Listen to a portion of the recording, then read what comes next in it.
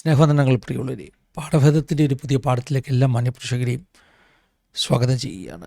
ഇന്ന് നമ്മുടെ പാഠഭേദത്തിൽ കുറേ സംശയങ്ങൾക്ക് മറുപടി കൊടുക്കുന്ന ഒരു സെഷനാണ്.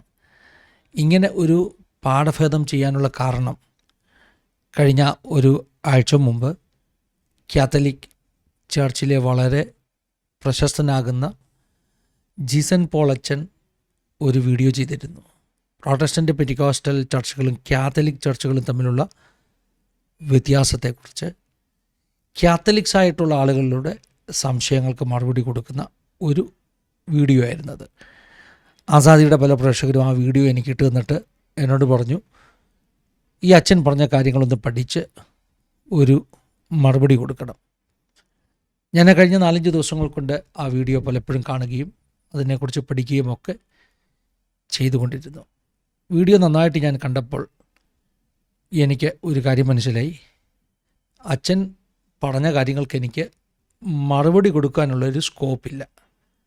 കാരണം അച്ഛൻ വളരെ ബുദ്ധിയോടുകൂടെ ആത്മാർത്ഥമായിട്ട് ആ വീഡിയോ ചെയ്തിട്ടുണ്ട്.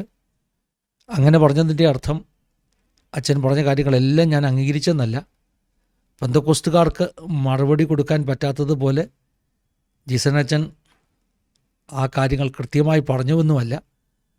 മറിച്ച് അച്ഛൻ ആ വീഡിയോയിൽ തന്നെ പറയുന്നുണ്ട്, ഇത് പെന്തക്കോസ്ത് സഭകളോട് കലഹിക്കാൻ വേണ്ടി ചെയ്യുന്നൊരു വീഡിയോ അല്ല, കാത്തലിക്സ് ആയിട്ടുള്ള ആളുകൾക്ക് അവരുടെ ചോദ്യങ്ങൾക്ക് മറുപടി കൊടുക്കുന്ന, അവരുടെ സംശയങ്ങൾ മാറ്റുവാൻ വേണ്ടി ഉപയോഗിക്കുന്ന ഒരു വീഡിയോ ആണ്.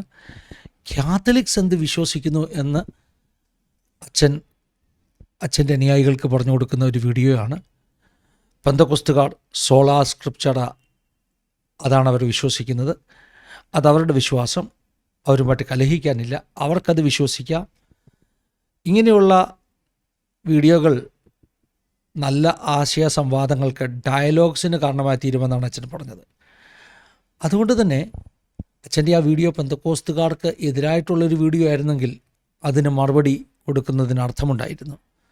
അച്ഛൻ സ്വസമുദായത്തെ അവരുടെ വിശ്വാസം എന്താണെന്ന് പഠിപ്പിക്കുമ്പോൾ അതിൻ്റെ ഇടയിൽ കയറിയിട്ട് കലഹിക്കുവാൻ നമുക്ക് കഴിയില്ല. അച്ഛൻ പറയുകയും ചെയ്യുന്നുണ്ട്, കലഹിക്കുവാൻ വേണ്ടിയല്ല ഈ വീഡിയോ. ഒത്തിരി സന്തോഷം തോന്നി അതൊക്കെ കേട്ടപ്പോൾ. അതുകൊണ്ട് തന്നെ പലരും ആ വീഡിയോ കണ്ട ശേഷം ഞാൻ ഉള്ളിലൊരു ചിന്ത, ഒരു തീരുമാനമെടുത്തു. അച്ഛനുമായിട്ട് കലഹിച്ച് ഒരു മറുപടി വീഡിയോ ഒന്നും ചെയ്യുന്നില്ല. എന്നാൽ അപ്പോൾ തന്നെ ന്യായമായിട്ടും അങ്ങനെയുള്ള വീഡിയോ കാണുമ്പോൾ ഞാൻ ഉൾപ്പെട്ട് നിൽക്കുന്ന പെന്തിക്കോസ്റ്റൽ സമൂഹത്തിലെ എൻ്റെ പരിചയക്കാർ, എൻ്റെ മക്കളെപ്പോലുള്ളവർ, അവരൊക്കെ ചില ചോദ്യം എന്നോട് ചോദിച്ചു. അതിന് ഉത്തരം ഞാൻ ഉൾപ്പെട്ട് നിൽക്കുന്ന സമൂഹത്തിലെ കുഞ്ഞുങ്ങൾക്ക് പറഞ്ഞു കൊടുക്കേണ്ടത് ആവശ്യമല്ലേ? അപ്പോൾ അങ്ങനെ വന്നപ്പോൾ എൻ്റെ സമൂഹത്തിലുള്ള കുഞ്ഞുങ്ങൾക്ക് അച്ഛൻ പഠിപ്പിച്ച ആ ഒരു വിഷയത്തിൽ വന്ന ചില സംശയങ്ങൾ അവർ വന്ന് ചോദിച്ചു. അച്ഛൻ പഠിപ്പിച്ചില്ലേ വേദപുസ്തകത്തെ മാത്രമല്ല ട്രഡീഷനെ കൈക്കൊള്ളണം? അച്ഛൻ പഠിപ്പിച്ചില്ലേ പെന്തക്കോസ്തുകാർക്ക് ഒരു ഏകീകൃത നേതൃത്വമില്ല, കാത്തലിക് ചർച്ചിന് അങ്ങനെയല്ല? അച്ഛൻ പഠിപ്പിച്ചില്ലേ we are not following the book but we are following the person? എന്തുകൊണ്ടാണ് നമ്മൾ ഈശോയെ അല്ലയോ പിൻപറ്റുന്നത് എന്നൊക്കെ എൻ്റെ മക്കളെപ്പോലും ഞാൻ കരുതുന്ന ചില കുഞ്ഞുങ്ങൾ ഒക്കെ ചോദിച്ച ചോദ്യങ്ങൾക്ക് അവരുടെ സംശയം മാറ്റുവാൻ ഞാൻ ഈ വീഡിയോ ചെയ്യുകയാണ്. അച്ഛന് മറുപടിയല്ല, കലഹിക്കുവാൻ വേണ്ടിയല്ല.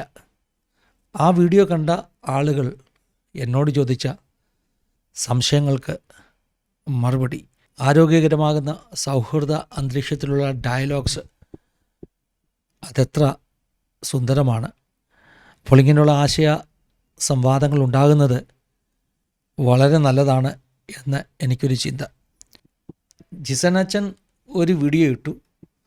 അവിടെ അച്ഛൻ്റെ ആളുകളോട് സംശയങ്ങൾ പരിഹരിച്ചു.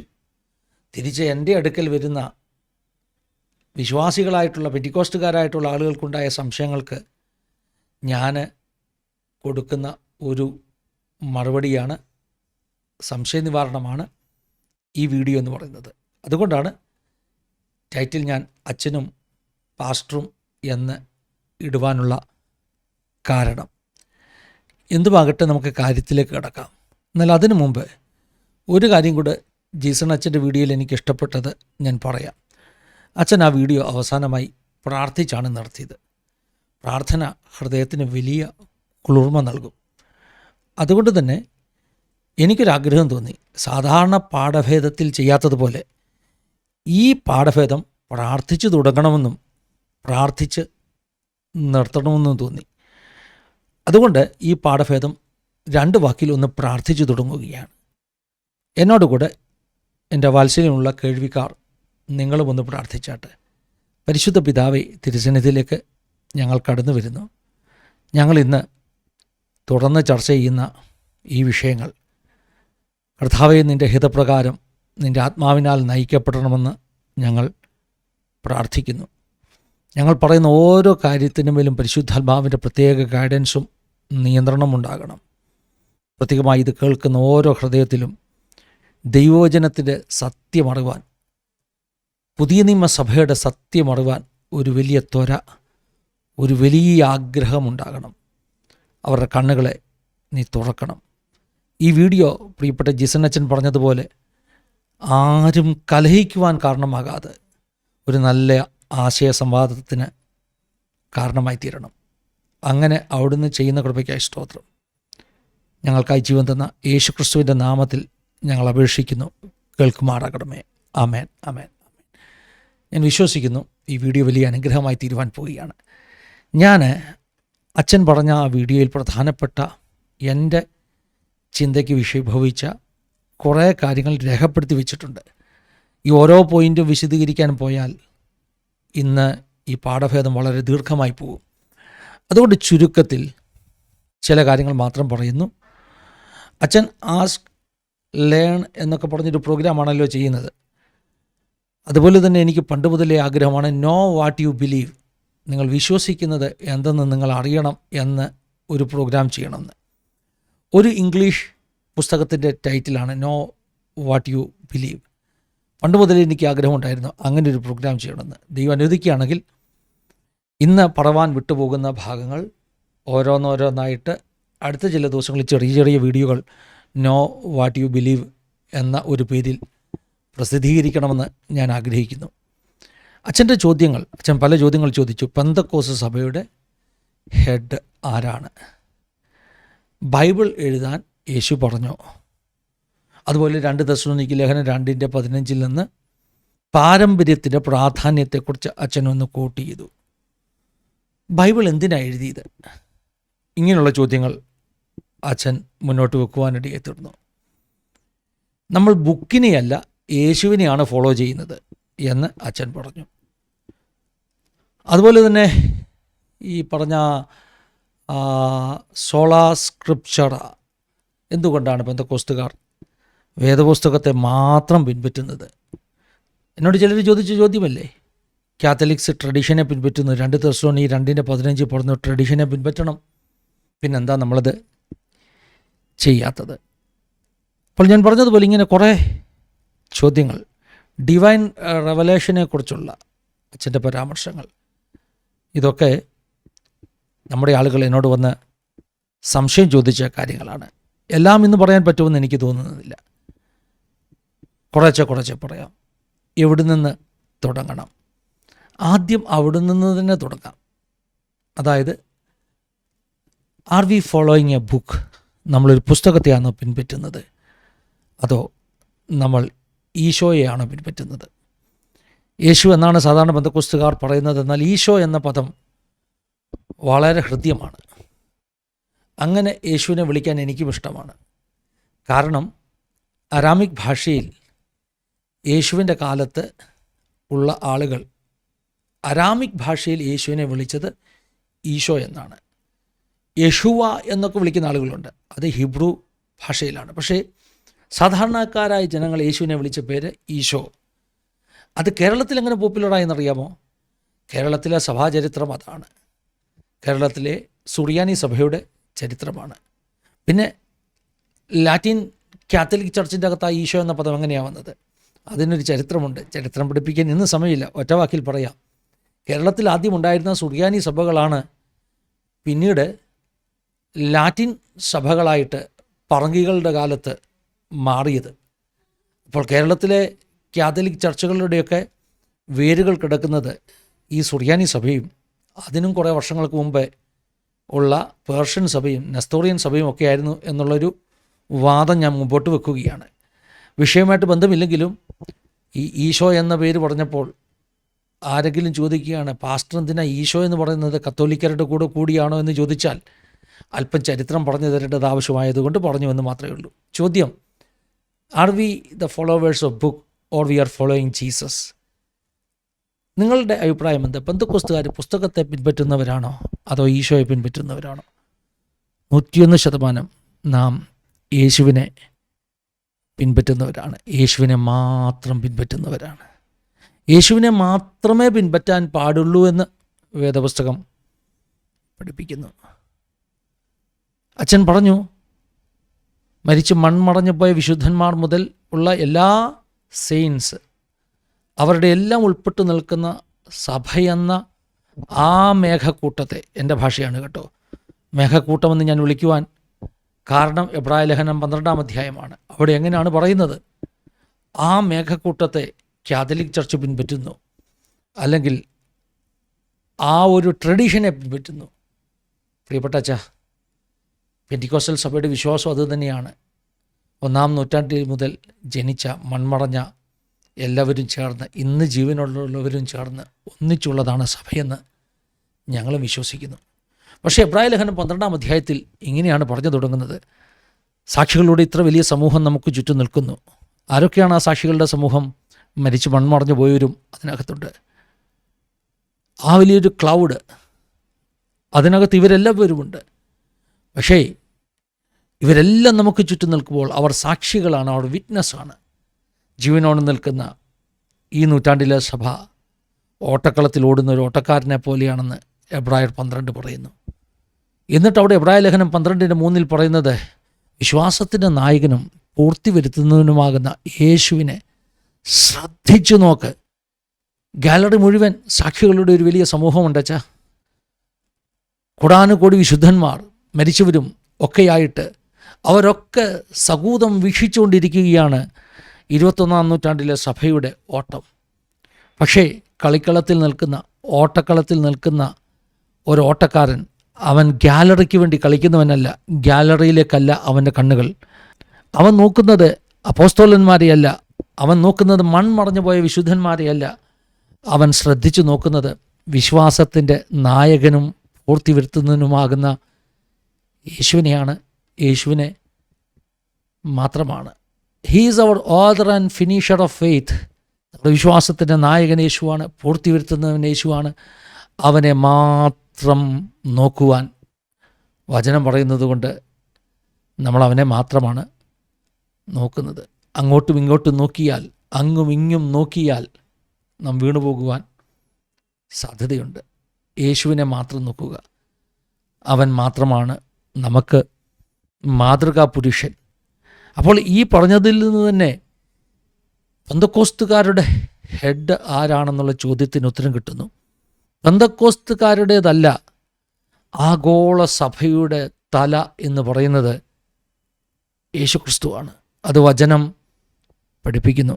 അത് നന്നായിട്ട് മനസ്സിലാക്കണമെങ്കിൽ പൗലോസിൻ്റെ ബോഡി, ചർച്ച് ബോഡിയുടെ ഡിസ്കോഴ്സ് പഠിക്കണം. ശരീരമാകുന്ന സഭ, നാം ശരീരമായിരിക്കുമ്പോൾ ആ ശരീരത്തിൻ്റെ തലയാണ് യേശു. തലയെ മുറുകെ പിടിക്കണം എന്നാണ് പൗലോസ് അവിടെ പറയുന്നത്. യേശുവിനെ ശ്രദ്ധിച്ചു നോക്കുക, തലയെ മുറുകെ പിടിക്കുക. ഏതെങ്കിലും ഒരു വ്യക്തിയെ അല്ല സഭ പിൻപറ്റുന്നത്, സഭയുടെ തലയാകുന്ന യേശു കർത്താവിനെയാണ്. യേശു നമുക്ക് നേതാവായുള്ളപ്പോൾ ഇനിയും രണ്ടാമതൊരു ചോദ്യമുണ്ടോ? ആരാ നമ്മുടെ ഹെഡ് എന്നുള്ളത്? ഒരു കാരണവശാലുമില്ല. അങ്ങനൊരു ചോദ്യത്തിന് പ്രസക്തിയേയില്ല. അതായത് തല, ഹെഡ് ക്രിസ്തുവാണ്. അപ്പോൾ ചിലർ പറയും, ക്രിസ്തു ഇപ്പോൾ ഇവിടെ ഇല്ലല്ലോ. ക്രിസ്തു ഇവിടെ ശരീരരൂപത്തിൽ ഇല്ല എങ്കിലും മരണത്തെ ജയിച്ചെഴുന്നേറ്റ ക്രിസ്തുവിൻ്റെ ആത്മിക സാന്നിധ്യം, പരിശുദ്ധ ആത്മാവിനാലുള്ള സാന്നിധ്യം, അത് വളരെ റിയലായിട്ട് നമ്മളോടൊപ്പമുണ്ട്. അതുകൊണ്ട് മറ്റൊരു നേതാവിനെ അന്വേഷിച്ചു പോകേണ്ട ആവശ്യമില്ല. മോശ മലമുകളിൽ ഇരിക്കുമ്പോൾ ഇസ്രായേൽ ജനത നയിക്കാൻ നേതാവിനെ അന്വേഷിച്ചതുപോലെ, ഒരു കാളക്കുട്ടിയെ ഉണ്ടാക്കിയതുപോലെ ഏതെങ്കിലും ഒരു കാളക്കുട്ടിയെ ഉണ്ടാക്കി ഇതാ ഞങ്ങളുടെ ദൈവമൊന്നും നേതാവൊന്നും പറയേണ്ട ആവശ്യമില്ല. നമ്മുടെ വാഗ്ദത്ത മശിഹ ഈശോ അവിടുന്ന് ആ സ്വർഗീയ മലമുകളിലിരുന്ന് നമ്മെ വീക്ഷിക്കുന്നുണ്ട്. അവൻ തന്നെയാണ് നമ്മുടെ നേതാവ്. ശിഷ്യന്മാർ ഗലീലാ തടാകത്തിലൂടെ അക്കരയ്ക്ക് പോകുമ്പോൾ കാറ്റും കോളും വന്ന് കടലിൽ മുങ്ങുമാറായ പടക്, അവർ ചിന്തിച്ചു അവർ ഒറ്റയ്ക്കാണെന്ന്. പക്ഷേ ആ മലമുകളിൽ യേശു ഇരുന്നതുപോലെ, അവരെ കണ്ടതുപോലെ, അവൻ്റെ കണ്ണുകൾ അവരെ വീക്ഷിച്ചതുപോലെ ഇന്നും ആ സ്വർഗീയ സിയോൻ മലയുടെ മുകളിൽ യേശുവിൻ്റെ കണ്ണുകൾക്ക് താഴെയാണ് നാം ഓരോരുത്തരും. അതുകൊണ്ട് നേതാവ് മലയിൽ പോയി, സിംബോളിസമാകട്ടോ, മോശ താഴ്വരയിലിരുന്ന ജനം കാളക്കുട്ടിയെ ഉണ്ടാക്കിയതുപോലെ ഏതെങ്കിലും ഒരു മനുഷ്യനെ പിടിച്ച് സഭയുടെ നേതാവാക്കേണ്ട ആവശ്യമില്ലെന്ന് പെന്തക്കോസ്തൽ സമൂഹം വിശ്വസിക്കുന്നു. യേശുവാണ് സഭയെ നയിക്കുന്നത്. കേവലം പെന്തക്കോസ്തുകാരെ മാത്രമല്ല, ആഗോള സഭയുടെ നേതാവ് യേശു മാത്രമാണ്. ശരീരമാകുന്ന സഭയുടെ തല യേശു മാത്രമാണ്. ആ യേശുവിനെ മാത്രം ശ്രദ്ധിച്ചു നോക്കുക, ആ യേശുവിനെ പിൻപറ്റുക. ആ യേശുവിനെ അനുഗമിക്കുന്നവരാണ് യഥാർത്ഥ ശിഷ്യന്മാർ, വിശ്വാസികൾ. അപ്പോൾ നമ്മൾ പുസ്തകത്തെയാണോ പിൻപറ്റുന്നത്, അതോ നമ്മൾ ഈശോയെയാണോ പിൻപറ്റുന്നത്? ഒരു സംശയം വേണ്ട, നമ്മൾ ഈശോയെയാണ് പിൻപറ്റുന്നത്. അപ്പോൾ പെന്തക്കോസ്തുകാർ നമ്മളോട് ചോദിക്കും, കുഞ്ഞുങ്ങൾ ചോദിക്കും, പിന്നെന്തിനാണ് വേദപുസ്തകത്തിലുള്ളത് മാത്രമേ ഞങ്ങൾ പിൻപറ്റൂ എന്ന് പറയുന്നത്? അതിൻ്റെ കാരണം പറയാം. ഞാൻ പറഞ്ഞല്ലോ, അച്ഛൻ വളരെ സമർത്ഥമായിട്ടാണ് തൻ്റെ വാക്കുകൾ സെലക്ട് ചെയ്ത് ഉപയോഗിച്ചത്. അത് എന്നെപ്പോലെ മറുപടി പറവാൻ ആഗ്രഹമുള്ളവരെ പോലും തടഞ്ഞു നിർത്തി. മറുപടി പറവാൻ പറ്റാത്തവണ്ണം അച്ഛൻ കാര്യങ്ങൾ പറഞ്ഞു വെച്ചു ബുദ്ധിപൂർവം. അച്ഛൻ നല്ലൊരു വിദഗ്ധനാകുന്ന താർക്കികനാണെന്നുള്ള കാര്യത്തിൽ സംശയമില്ല. ആളുകളെ കൺവിൻസ് ചെയ്യാനുള്ള അച്ഛൻ്റെ കഴിവിൽ യാതൊരു സംശയവുമില്ല. എന്നെപ്പോലുള്ളവർ അത് കേൾക്കുമ്പോൾ അച്ഛൻ സത്യത്തെ മാനിപ്പുലേറ്റ് ചെയ്യുകയല്ലേ എന്ന് ചിന്തിച്ചാൽ കുറ്റം പറയാൻ പറ്റില്ല. അത്രയധികം സമർത്ഥനാകുന്ന ഒരു താർക്കികൻ, ആളുകളെ പറഞ്ഞ് വിശ്വസിപ്പിക്കുവാൻ കഴിവുള്ള ഒരു പ്രത്യേക കഴിവ് അച്ഛനുണ്ട്. അപ്പോൾ അച്ഛൻ്റെ ആ വീഡിയോയോട് പ്രതികരിക്കുമ്പോൾ എന്ത് പറയും? Are we the followers of book or are we following Jesus? പ്രതിസന്ധിയിലായി. കുഞ്ഞുങ്ങൾ ചോദിക്കുന്നു, ശരിക്കും ഈശോയല്ലേ പിൻപറ്റേണ്ടത്? പിന്നെ നമ്മളെന്തിനാ ഈ ബുക്കിനെ പിൻപറ്റുന്നത്? 2 ദിവസം എനിക്ക് ഉത്തരമില്ലാതെ പോയി പ്രിയമുള്ളവരെ, സത്യം പറയുക. ഉത്തരമുള്ള അനേക ദൈവദാസന്മാരുണ്ടാകാം, പക്ഷെ എനിക്ക് ഉത്തരമില്ലാതെ പോയി. കാരണം പെന്തിക്കോസ്തൽ സമൂഹത്തിൽ എന്നേക്കാൾ കരുത്തന്മാരും ശക്തന്മാരും വാഗ്മികളാകുന്ന ദൈവദാസന്മാർ ഒത്തിരി പേരുണ്ട്, പണ്ഡിതന്മാർ ഒത്തിരി പേരുണ്ട്. അച്ഛന് മറുപടി പറയാൻ ഇറങ്ങുന്ന ആ കൂട്ടത്തിലെ ഏറ്റവും വലിയ ആളല്ല ഞാൻ, ഏറ്റവും ചെറിയവനാണ്. ആയിരക്കണക്കിന് ആളുകൾ എനിക്ക് പിന്നാലെ വരുന്നവൻ എന്ന് യോഹന്നാൻ സ്നാപകൻ പറഞ്ഞതുപോലെ ഞാനൊരു ചെറിയ വ്യക്തി ഇറങ്ങി ചെറിയ സംശയങ്ങൾ തീർക്കുന്നതേ ഉള്ളൂ. ഇനിയും ഇതിലും വലിയ ഒത്തിരി ദൈവദാസന്മാർ പെന്തിക്കോസ്തൽ സമൂഹത്തിലുണ്ട്. അവരാരും ഇതുവരെ രംഗത്ത് ഇറങ്ങിയിട്ടില്ല. ഏറ്റവും ചെറിയവനായി ഞാൻ ചിസനച്ഛൻ്റെ ആ ഒരു വീഡിയോയ്ക്ക് നമ്മുടെ ആളുകൾ ചോദിക്കുന്ന ചോദ്യങ്ങൾക്ക് മറുപടി പറയാൻ ഇറങ്ങിയെന്ന് മാത്രം. 2 ദിവസം എനിക്ക് ഉത്തരമില്ലാതെ പോയി. ഞാൻ കർത്താവിനോട്, കർത്താവേ, ഇത് വലിയ കഷ്ടമാകട്ടോ, ഇത്രയും നാളും വിശ്വസിച്ചതൊക്കെ തെറ്റാണെന്ന് വരേണ്ടി വരുമോ? അച്ഛൻ പറഞ്ഞത് കേട്ടിട്ട്, അച്ഛൻ പറഞ്ഞതിലൊരു ലോജിക്കുണ്ടല്ലോ, എന്താ ചെയ്യേണ്ടത്? മറുപടിയുണ്ടോ? എൻ്റെ വിശ്വാസം തെറ്റാണോ എന്നൊക്കെ ചോദിച്ചു പോയി. അങ്ങനെ ചോദിക്കുന്നത് നല്ലതാണ്, അച്ഛനും ചോദിക്കണം. കാരണം നമ്മുടെയൊക്കെ ലക്ഷ്യം എന്ന് പറഞ്ഞാൽ ഈശോ നമുക്ക് വേണ്ടി ക്രൂശിൽ മരിച്ചത് വ്യർത്ഥമായി തീരരുത്.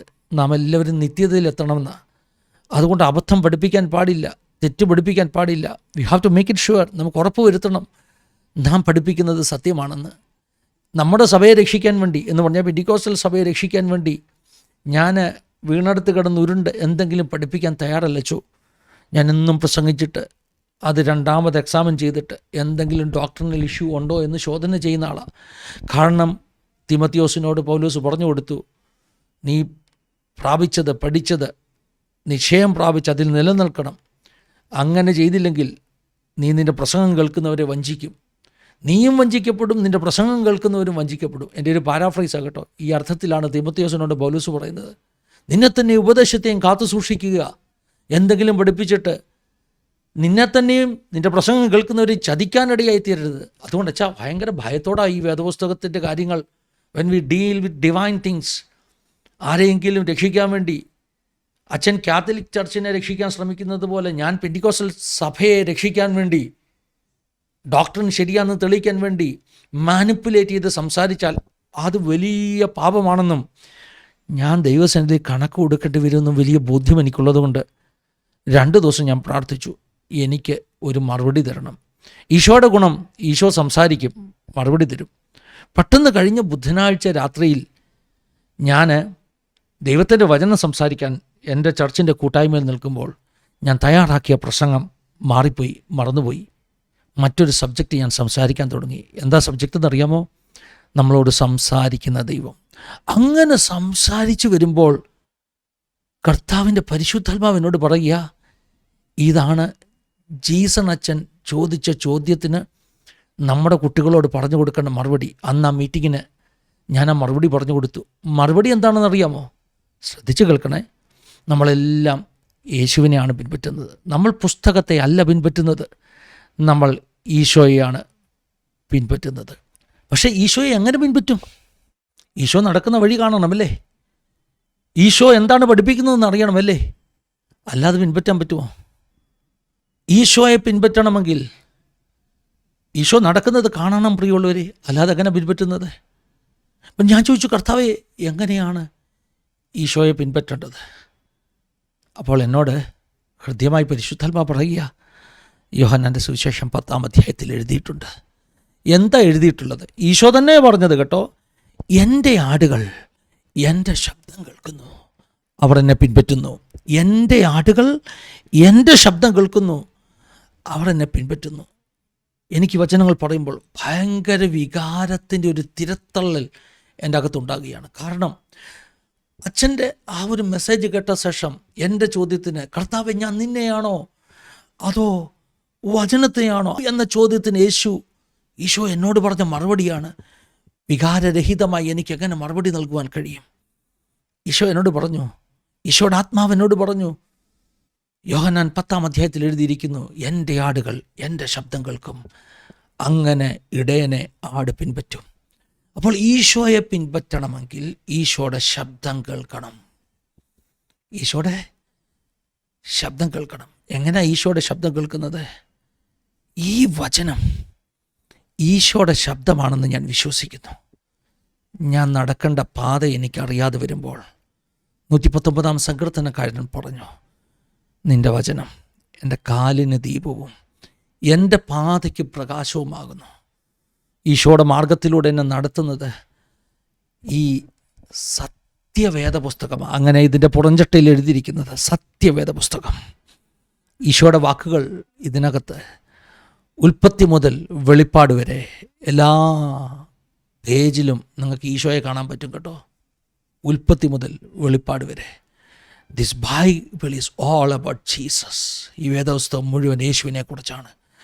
അങ്ങനെ പറയുമ്പോൾ ചിലർ ചോദിക്കും, അങ്ങനെ അല്ലല്ലോ, പഴയ നിയമത്തിൽ ഇസ്രായേലിലെ ചരിത്രമല്ലേ, പഴയ നിയമത്തിൽ പല രാജാക്കന്മാരുടെ ചരിത്രമല്ലേ?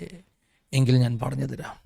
വീണുപോയ മനുഷ്യന് രക്ഷയ്ക്ക് വേണ്ടിയുള്ള ദൈവത്തിൻ്റെ പദ്ധതി, തൻ്റെ ഓമന കുമാരനെ ഭൂമിയിലേക്ക് അയക്കുന്നു എന്ന പദ്ധതിയുടെ തയ്യാറെടുപ്പ് മുതൽ, മനുഷ്യൻ്റെ വീഴ്ച മുതൽ, തൻ്റെ പുത്രനെ ഭൂമിയിലേക്ക് അയക്കുന്നതിൻ്റെ തയ്യാറെടുപ്പ് മുതൽ, തൻ്റെ പുത്രൻ ഭൂമിയിൽ വന്ന് ക്രൂശിക്കപ്പെടുന്നതും തൻ്റെ പുത്രൻ ഈ ഭൂമിയിൽ രാജ്യം സ്ഥാപിക്കുന്നതും വരെയുള്ള ദൈവിക രക്ഷണ്യ പദ്ധതി, the salvation plan of God, അതാണ് ഈ വേദപുസ്തകം മുഴുവൻ. ഹാലീസ് ബൈബിൾ ഹാൻഡ് ബുക്ക് എന്ന് പറയുന്നൊരു പുസ്തകത്തിൽ അതിൻ്റെ ആമുഖത്തിൽ ഇങ്ങനെ എഴുതിയിട്ടുണ്ട്. 2-3 സെൻറ്റൻസിൽ ബൈബിളിനെ പൂർണ്ണമായിട്ടും സാംശീകരിച്ച് എഴുതിയിട്ടുണ്ട്. എന്താ എഴുതിയെന്നറിയാമോ? ദ ഓൾഡ് ടെസ്റ്റമെൻറ്റ്, പഴയ നിയമം, ഇറ്റ്സ് അബൌട്ട് എ നേഷൻ. പഴയ നിയമം ഒരു രാഷ്ട്രത്തിൻ്റെ കഥയാണ്. The new testament it's about A person. പുതിയ നിയമം ഒരു മനുഷ്യൻ്റെ, ഒരു വ്യക്തിയുടെ കഥയാണ്. ഇവ തമ്മിലുള്ള ബന്ധം എന്താണ്? പഴയ നിയമം ഒരു ദേശത്തിൻ്റെ കഥ. ദൈവം ആ ദേശത്തെ നിർമ്മിച്ചു. എന്തിനു വേണ്ടി? ഈ മനുഷ്യനെ, ഏത് മനുഷ്യനെ? യേശുക്രിസ്തുവിനെ ഭൂമിയിലേക്ക് കൊണ്ടുവരുവാൻ. ഇതാണ് വേദപുസ്തകം. പഴയ നിയമം ഒരു രാഷ്ട്രത്തിൻ്റെ ചരിത്രമാണെങ്കിൽ, ഗോഡ് ക്രിയേറ്റഡ് ദാറ്റ് നേഷൻ. ദൈവം ആ രാഷ്ട്രത്തെ നിർമ്മിച്ചു. ഞാനല്ല പറഞ്ഞത്, യെശയ്യാവിൻ്റെ പുസ്തകം. ഇപ്പോഴോ യാക്കോബേ, നിന്നെ സൃഷ്ടിച്ചവനും ഇസ്രായേലെ നിന്നെ നിർമ്മിച്ചവനും. പദങ്ങളിൽ വ്യത്യാസമുണ്ട്. നിന്നെ നിർമ്മിച്ചു, ഇസ്രായേലിനെ നിർമ്മിച്ചു. എന്തിനു വേണ്ടി? എന്തിനു വേണ്ടി? തൻ്റെ ഓമനകുമാരനെ ഭൂമിയിലേക്ക് അവതരിപ്പിക്കുവാൻ വേണ്ടി ഒരു രാഷ്ട്രത്തെ സൃഷ്ടിച്ചു. So the Bible is all about Jesus. അതുകൊണ്ടാണ് വേദപുസ്തകത്തിൻ്റെ എല്ലാ പേജിലും നിങ്ങൾക്ക് നിഴലായിട്ടും പൊരുളായിട്ടും യേശുവിനെ കാണാൻ പറ്റുന്നത്. അപ്പോൾ യേശുവിനെ കാണണമെങ്കിൽ, യേശുവിനെ അറിയണമെങ്കിൽ വേദപുസ്തകം വായിക്കണം. 2 കൊരിന്ത്യർ ലേഖനം 3-ാം അധ്യായം. അവിടെ പറയുന്നു, പഴയ നിയമം വായിക്കുമ്പോഴൊക്കെയും ആ മൂടുപടം നമ്മുടെ മുഖത്ത് കിടക്കും. എന്നാൽ മൂടുപടം മാറിയ മുഖത്ത്, പഴയ നിയമം മൂടുപടം ഒന്ന് മാറിയിട്ട് വായിച്ചാൽ ക്രിസ്തുവെങ്കിലേക്ക് തിരിയുമ്പോഴാണ് മൂടുപടം മാറുന്നതെന്ന് 2 കൊരിന്ത്യർ 3 പറയുന്നു. ക്രിസ്തുവെങ്കിലേക്ക് തിരിയുമ്പോൾ നമ്മുടെ മുഖത്തിട്ടിരിക്കുന്ന മൂടുപടം മാറുകയും പഴയ നിയമത്തിലെ ഓരോ വചനങ്ങൾ വായിക്കുകയും ചെയ്യുമ്പോൾ നാം ആരെ കാണും? യേശുവിനെ കാണും. മൂടുപടം ഇട്ടുകൊണ്ട് പഴയ നിയമം വായിച്ചാൽ ആചാരങ്ങളും അനുഷ്ഠാനങ്ങളും കർമ്മകാണ്ഡങ്ങളുടെ ഒത്തിരി കഥകളും ഒത്തിരി രക്തരൂഷിതമാകുന്ന യുദ്ധങ്ങളും രാജാക്കന്മാരും ഇങ്ങനെ കുറേ ചരിത്രങ്ങളും കാണും. എന്നാൽ മൂടുപടം മാറ്റിയിട്ട് കണ്ടാൽ ഓരോ പേജിലും യേശുവിനെ, പഴയ നിയമത്തിലെ വെളിപ്പെട്ട യേശുവിനെ കാണുവാനിടയായിത്തീരും. അപ്പോൾ വേദപുസ്തകം മുഴുവൻ യേശുവിനെക്കുറിച്ചാണ്. യോഹന്നാൻ 10-ാം അധ്യായം. എൻ്റെ ശബ്ദം കേട്ട് എന്നെ അനുഗമിക്കുക. യേശുവിൻ്റെ ശബ്ദം എങ്ങനെയാണ് കേൾക്കുന്നത്? യേശുവിൻ്റെ വചനത്തിലൂടെ. വേറെ ഒരു മാർഗമില്ല പ്രിയമുള്ളവരെ യേശുവിൻ്റെ ശബ്ദം കേൾക്കുവാൻ. ദൈവത്തിൻ്റെ വചനം, ഈ വചനം അവൻ്റെ ശബ്ദമാണ്. നമ്മുടെ കാലുകൾക്ക് പ്രകാശമാണ്. ഈ വചനം തെറ്റുകൂടാത്തതാണ്. ഇൻഫാലബിൾ എന്ന് പറയും, തെറ്റുകൂടാത്തത്, തെറ്റ് പറ്റാത്തത് ദൈവത്തിൻ്റെ വചനം മാത്രമേ ഉള്ളൂ. ഇനിയൊരു പ്രശ്നമുണ്ട്. യേശുവിൻ്റെ ശബ്ദമാണെന്ന് പറഞ്ഞാൽ നിങ്ങൾ വേറെ ആരെങ്കിലും പറയുന്ന മനുഷ്യൻ്റെ ശബ്ദം പിൻപറ്റിയാലോ ചതിക്കപ്പെടാൻ സാധ്യതയുണ്ട്. കാരണം ആ യോഹന്നാൻ്റെ സുവിശേഷം 10-ാം അധ്യായത്തിൽ തന്നെ പറയുന്നു, ആടുകൾ കള്ളൻ്റെ വിളി ശബ്ദം അനുസരിക്കരുത്. അപ്പോൾ കള്ളനും പറയും കേട്ടോ. ഏത് കള്ളൻ? ദുരുപദേശങ്ങൾ ഉണ്ടാക്കുന്ന കള്ളൻ. അവർ പറയുന്നത് ഇതാ വഴി എന്ന് പറയും. പക്ഷെ അതാണോ വഴിയെന്ന് എങ്ങനെ അറിയുന്നത്? അപ്പോൾ നമ്മളൊരു വലിയ ക്രൈസിസിനെ നേരിടുകയാണ്. എന്താ ക്രൈസിസ്? പല ശബ്ദങ്ങൾ കേൾക്കുന്നുണ്ട്. ഒരാൾ പറയുന്നു ഇതാ വഴി. യഹോവ വിറ്റ്നസ്സുകാരൻ പറയുന്നു യേശു ദൈവമല്ല കേട്ടോ, യേശു മനുഷ്യനാണ് കേട്ടോ. അപ്പോൾ അത് കള്ളൻ്റെ ശബ്ദമാണോ ദൈവത്തിൻ്റെ ശബ്ദമാണോ എന്ന് എങ്ങനെയാണ് തിരിച്ചറിയുന്നത്? കള്ളൻ്റെ ശബ്ദം കേൾക്കാൻ പാടില്ല, കള്ളനെ പിൻപറ്റുവാൻ പാടില്ല, മറ്റൊരു യേശുവിനെ പിൻപറ്റുവാൻ പാടില്ല എന്ന് വേദോസം പറയുമ്പോൾ തിരിച്ചറിയണ്ടേ? എനിക്ക് ഈശോയെയാണ് പിൻപറ്റേണ്ടത്, ഈശോയെ മാത്രമാണ് പിൻപറ്റേണ്ടത്. I am not the follower of a book, I am the follower of Jesus. പക്ഷേ എങ്ങനെ ഫോളോ ചെയ്യുന്നത്? അവൻ്റെ ശബ്ദം കേട്ട്. അവൻ്റെ ശബ്ദം എങ്ങനെ കേൾക്കാം? വചനത്തിൽ നിന്ന്. അല്ലാത്ത ശബ്ദത്തെ എങ്ങനെ തിരിച്ചറിയാം? അവൻ്റെ ശബ്ദം വചനത്തിലുള്ളതാണോ എന്ന് ഒന്ന് താരതമ്യം ചെയ്ത് നോക്കുമ്പോൾ എനിക്ക് മനസ്സിലാകും, ഈ ശബ്ദം എൻ്റെ ഈശോയുടെ ശബ്ദമല്ല, ഇത് കള്ളൻ്റെ ശബ്ദമാണ്.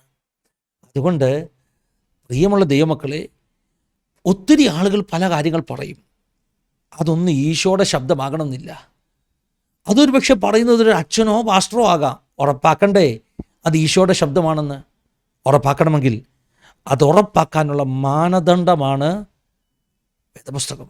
അടിസ്ഥാന രേഖ, മാനദണ്ഡം. അതുകൊണ്ടാണ് വേദപുസ്തകം കാനോനികമാണെന്ന് പറയുന്നത്. കാനോനികമെന്ന് പറഞ്ഞാൽ എന്താ? അളവുകോൽ. ഈ ശബ്ദം കറക്റ്റാണോ എന്ന് അളക്കുന്ന അളവുകോലാണ് വേദപുസ്തകം. അപ്പോൾ അച്ഛൻ പറഞ്ഞതുപോലെ തെസ്സലോനിക്ക ലേഖനത്തിൽ നിന്നൊക്കെ അച്ഛൻ ഉദ്ധരിച്ചു ട്രഡിഷനെ കുറിച്ച് പറയുന്നത് അല്ലേ.